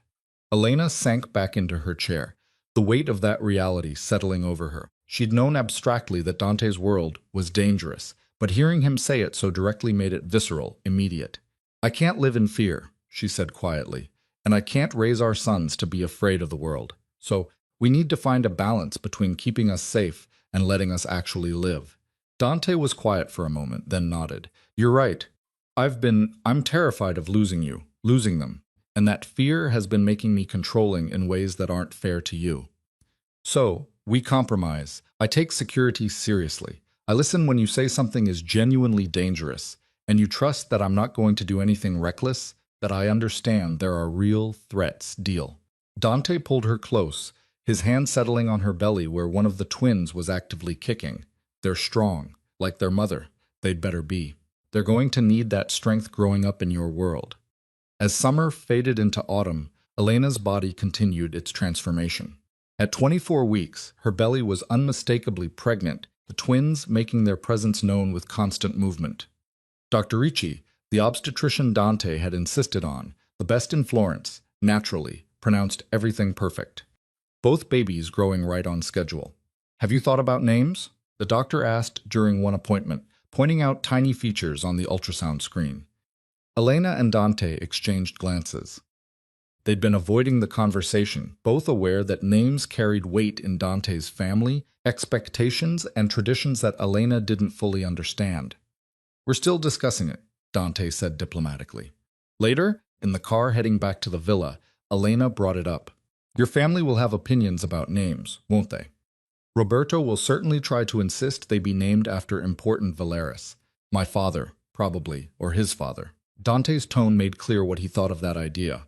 "But Elena, these are our sons. We name them what we want. Family expectations be damned." "What was your father's name?" "Alessandro." Elena tested it silently. "Alessandro Valieri." It was a beautiful name, traditional and strong. "What was he like, your father?" "Hard, fair, completely devoted to my mother until she died. Then just empty, going through the motions." Dante was quiet for a moment. "I don't want to be like him. I don't want to love you so much that losing you would break me. But I'm starting to think it's too late for that." The admission made Elena's chest tight. "You're not going to lose me. You can't promise that. Life is unpredictable, and in my world especially, things can go wrong in an instant. Then we make the most of whatever time we have. We build something beautiful and strong, and we teach our sons to do the same." Elena found his hand. "Your father loved your mother." "That's not a weakness, Dante. That's the best part of being human. The ability to love, even knowing you might lose them."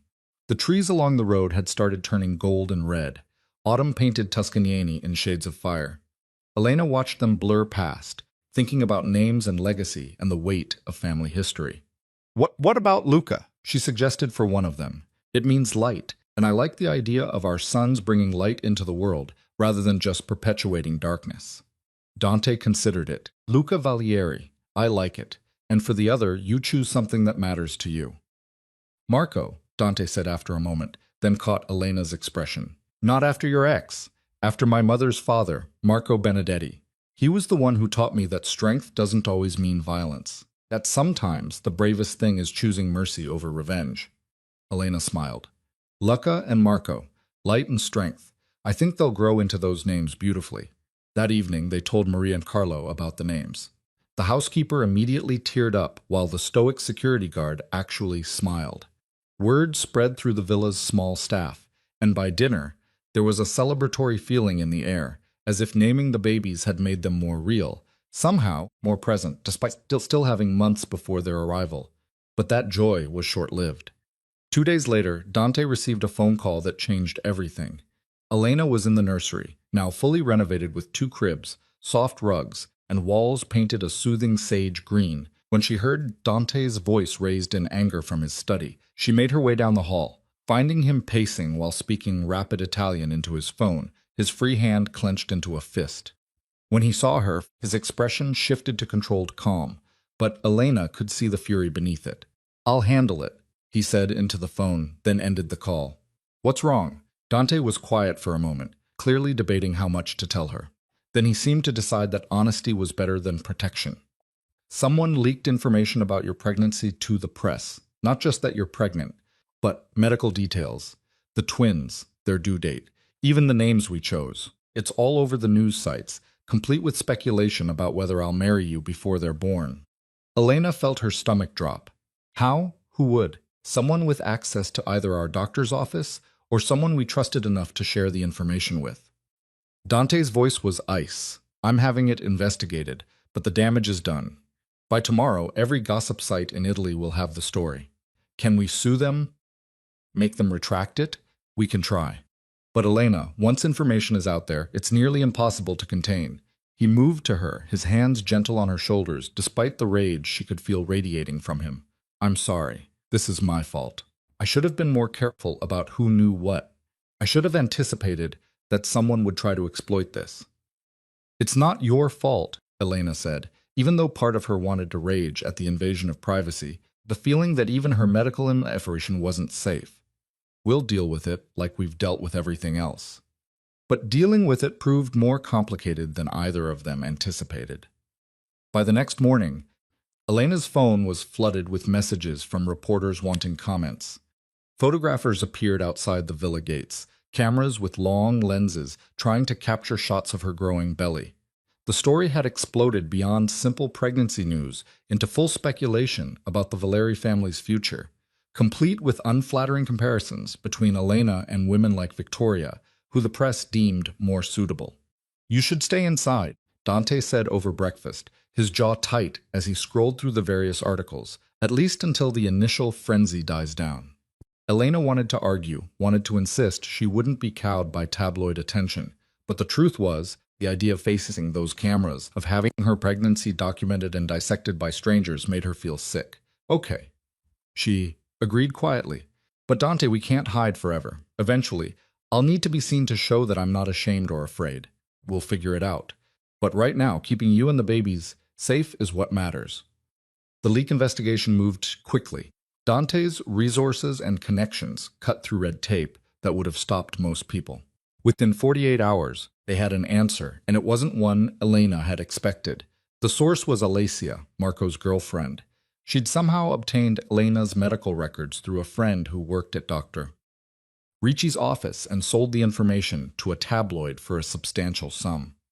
The betrayal stung, though Elena couldn't claim to be entirely surprised. Alacia had never been more than a shallow status seeker, someone who'd probably seen dollar signs the moment she realized what information she had access to. "What will happen to her?" Elena asked when Dante explained. "Legally, Dr. Ricci is pursuing charges for violating patient privacy. The tabloid is being sued. Alacia will likely face criminal charges." Dante's expression was grim. "And personally, I'm making sure everyone in Florence knows what she did. She'll find employment difficult, social invitations scarce. No one will want to associate with someone who's proven they can't be trusted. That seems harsh for Marco. He wasn't involved. No, but he chose her. He's responsible for the company he keeps." Dante's tone left no room for argument. "This is how my world works, Elena. Betrayals have consequences. People need to understand that targeting you means facing my full resources and influence." Elena understood the logic, even as part of her felt uncomfortable with the swift, decisive punishment being meted out. This was the reality of Dante's power. The ability to destroy someone's life with a few phone calls, to make them untouchable in the social and professional circles that mattered. But she also understood that this was protecting her, protecting their sons. And in Dante's world, showing weakness meant inviting more attacks. The scandal slowly died down over the following weeks, replaced by new gossip and fresh meat for the tabloid machine. Elena ventured out again, first to quiet cafes with Chiara, then to the gallery opening she'd originally wanted to attend. Photographers still occasionally appeared, but the initial frenzy had passed, replaced by routine documentation of the pregnant woman connected to Dante Valieri. At 30 weeks, Elena's body felt like it belonged to someone else entirely. Her belly was enormous. The twins were running out of room and making their displeasure known with constant jabs and kicks. Sleep became difficult. Her back constantly, and even simple tasks like putting on shoes required strategic planning. "I look like I swallowed a beach ball," she complained one morning, struggling to see her feet. "You look beautiful," Dante corrected, helping her into the comfortable dress Maria had laid out, glowing like some Renaissance painting of abundance and fertility. "I feel like a whale, a very elegant whale." He kissed her forehead. "Besides, Dr. Ricci said the twins are perfect. Strong heartbeats, good positioning. Everything is going exactly as it should." Elena knew he was right, but knowing didn't make the physical discomfort any easier to bear. She spent increasing amounts of time resting, her energy depleting faster as her body worked to sustain 3 lives instead of 1. It was during one of these afternoon rest periods that Chiara arrived unannounced, looking worried in a way that immediately set Elena's nerves on edge. "What's wrong?" Elena asked, struggling to sit up on the sofa where she'd been napping. "Roberto called a family meeting," Chiara said without preamble. "For tonight. He's demanding Dante attend, and he's making noise about how Dante's personal life is affecting business decisions." "What does that mean?" "It means he's trying to undermine Dante again, using you in the pregnancy as evidence that Dante's judgment is compromised. Chiara sat beside Elena, her expression serious. My brother will handle it. He always does. But I thought you should know what's happening. Roberto's not going to stop pushing until Dante either puts him in his place definitively or gives into family pressure. Elena felt anger rise, sharp and clarifying. So Roberto wants what? For Dante to send me away? To pretend the twins don't exist? He wants Dante to marry someone suitable and treat you as a mistress rather than a partner. Keep you hidden away. Acknowledge the children, but don't give them legitimacy. Chiara's disgust was clear. It's archaic and insulting, and exactly the kind of thinking I left Milan to escape. Where is Dante now? Preparing for the meeting, calling in favors, making sure he has the support he needs to shut Roberto down. Chiara hesitated. Elena, you should know. If this goes badly, if Roberto manages to turn enough of the family against Dante, it could create real problems. Not just personally, but for Dante's position, his business interests, everything he's built. The weight of that responsibility settled on Elena's shoulders like a physical burden. Her presence in Dante's life was creating complications that threatened everything he'd worked for. Would he eventually resent her for it? Would there come a day when he looked at her and saw only the problems she represented, rather than the life they were building? I should talk to him, Elena said, struggling to her feet, despite Chiara's protests, before he goes to this meeting. She found Dante in his study, surrounded by papers and phone records, his expression harder than she'd seen it in weeks. When he looked up and saw her in the doorway, that hardness softened immediately. You should be resting, he said, standing. I should be here supporting you. Elena moved into the room, one hand on her lower back. Chiara told me about the meeting, about what Roberto's trying to do. It's nothing I can't handle. Dante, I need to know something. Honestly, Elena took a breath. If choosing me means losing everything else, your position, your family's support, the power you've built, would you still choose me? The question hung between them, huge and terrifying. Elena watched Dante's face, looking for any hint of hesitation, any flicker of doubt. Yes, he said simply, without question, without reservation. You and our sons are what matters now. Everything else is just maintenance. Necessary, but not essential. Even if it means war with your own family, especially then. Because if I back down now, if I let Roberto dictate my personal life, I'll never be free of his influence. He'll always hold it over me, always use it as leverage. Dante crossed to her, his hands gentle on her face. This meeting tonight, it's not just about you or us. It's about whether I'm going to live my life on my own terms or spend it dancing. Music, other people choose. Elena understood. This was bigger than just their relationship. This was Dante drawing a line, establishing boundaries, claiming autonomy over his own future. Then go, she said. Handle Roberto. And when you come back, we'll start planning our wedding. Dante's eyes widened slightly. Wedding? You think I'm having your babies without making an honest man of you? Elena managed to smile despite her nerves. Besides, I want our sons to be born legitimate. I want them to have your name without any question or complication. So yes, wedding. Soon. Is this a proposal? It's a practical solution to a complex problem. Elena's smile turned genuine. But if you want romance, I suppose you'll have to propose properly at some point. Dante laughed. The sound broke the tension that had filled the study. Challenge accepted. Though fair warning, when I propose it won't be practical at all. It'll be grand and dramatic and probably embarrassing for both of us. I'll look forward to it. Now go face down your uncle. Show him that choosing love over strategy doesn't make you weak. It makes you human. The family meeting happened that evening in Roberto's palazzo, and Elena waited at the villa with Chiara for news. The hours crawled by, both women too anxious to do anything but pace and speculate. Finally, near midnight, Dante returned. His tie was loosened, his expression exhausted, but triumphant. Well? Elena demanded, struggling up from the sofa where she'd been attempting to rest. It's done. Roberto tried to turn the family against me, tried to paint you as a liability, and our relationship as a disaster waiting to happen. But I had support he didn't expect. Cousins who believed in choosing personal happiness, business partners who respected the way I've handled things, even one of the old guard who told Roberto to stop living in the past. So, you won, we won. Roberto's influence is diminished, and I've made it clear that any future interference in my personal life will result in removing him from his business positions entirely. Dante sank into a chair, pulling Elena onto his lap, despite her protests about her weight. He's not happy, but he's accepted that he can't control this. Can't control me. Chiara applauded softly from across the room. About time someone put him in his place. Now I'm going to head back to Milan and let you two celebrate in private. She hugged them both, whispering to Elena, I told you he'd handle it. After Chiara left, Elena and Dante sat in comfortable silence, his hand tracing circles on her enormous belly, where the twins were settling down for the night. So Dante said eventually, about this wedding you mentioned. Were you serious? Completely. Unless you have changed your mind about wanting to marry someone so impractical and unsuitable. Elena's tone was teasing, but there was real vulnerability beneath it. I haven't changed my mind about anything.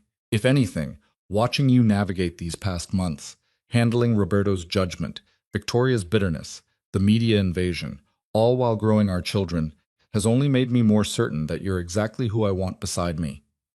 Then marry me before the twins are born, before something else comes up to complicate things. Just marry me.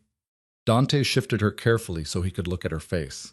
Elena Moretti, will you do me the extraordinary honor of becoming my wife? Will you build a life with me? Raise our sons together. Face whatever comes with the knowledge that we're stronger together than apart.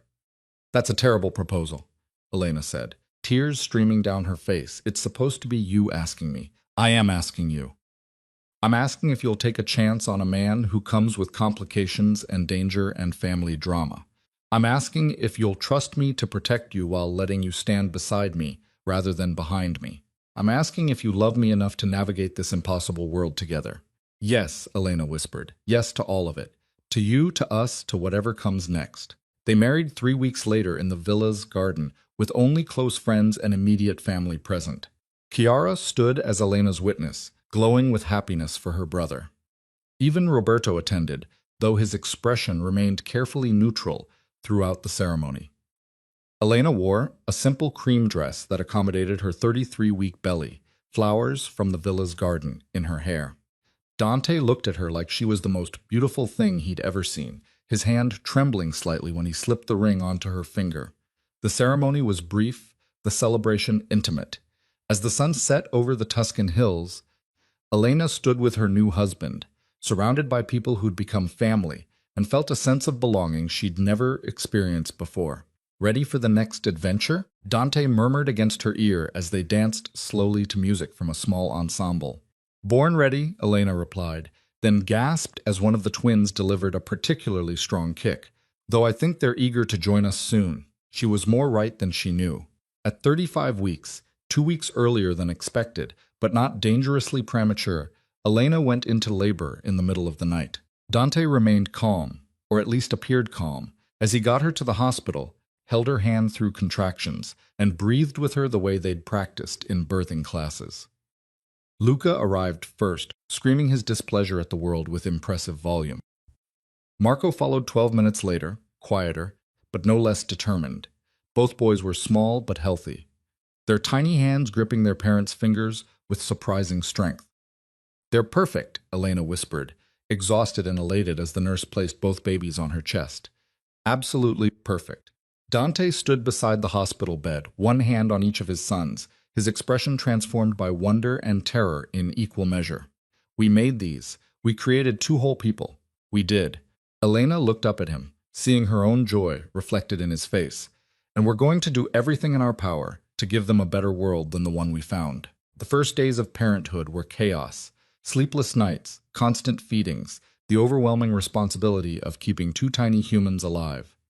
But they managed, helped by Maria, who'd appointed herself unofficial grandmother, Chiara, who drove from Milan every weekend to provide support, and even Carlo, who revealed an unexpected talent for soothing crying babies.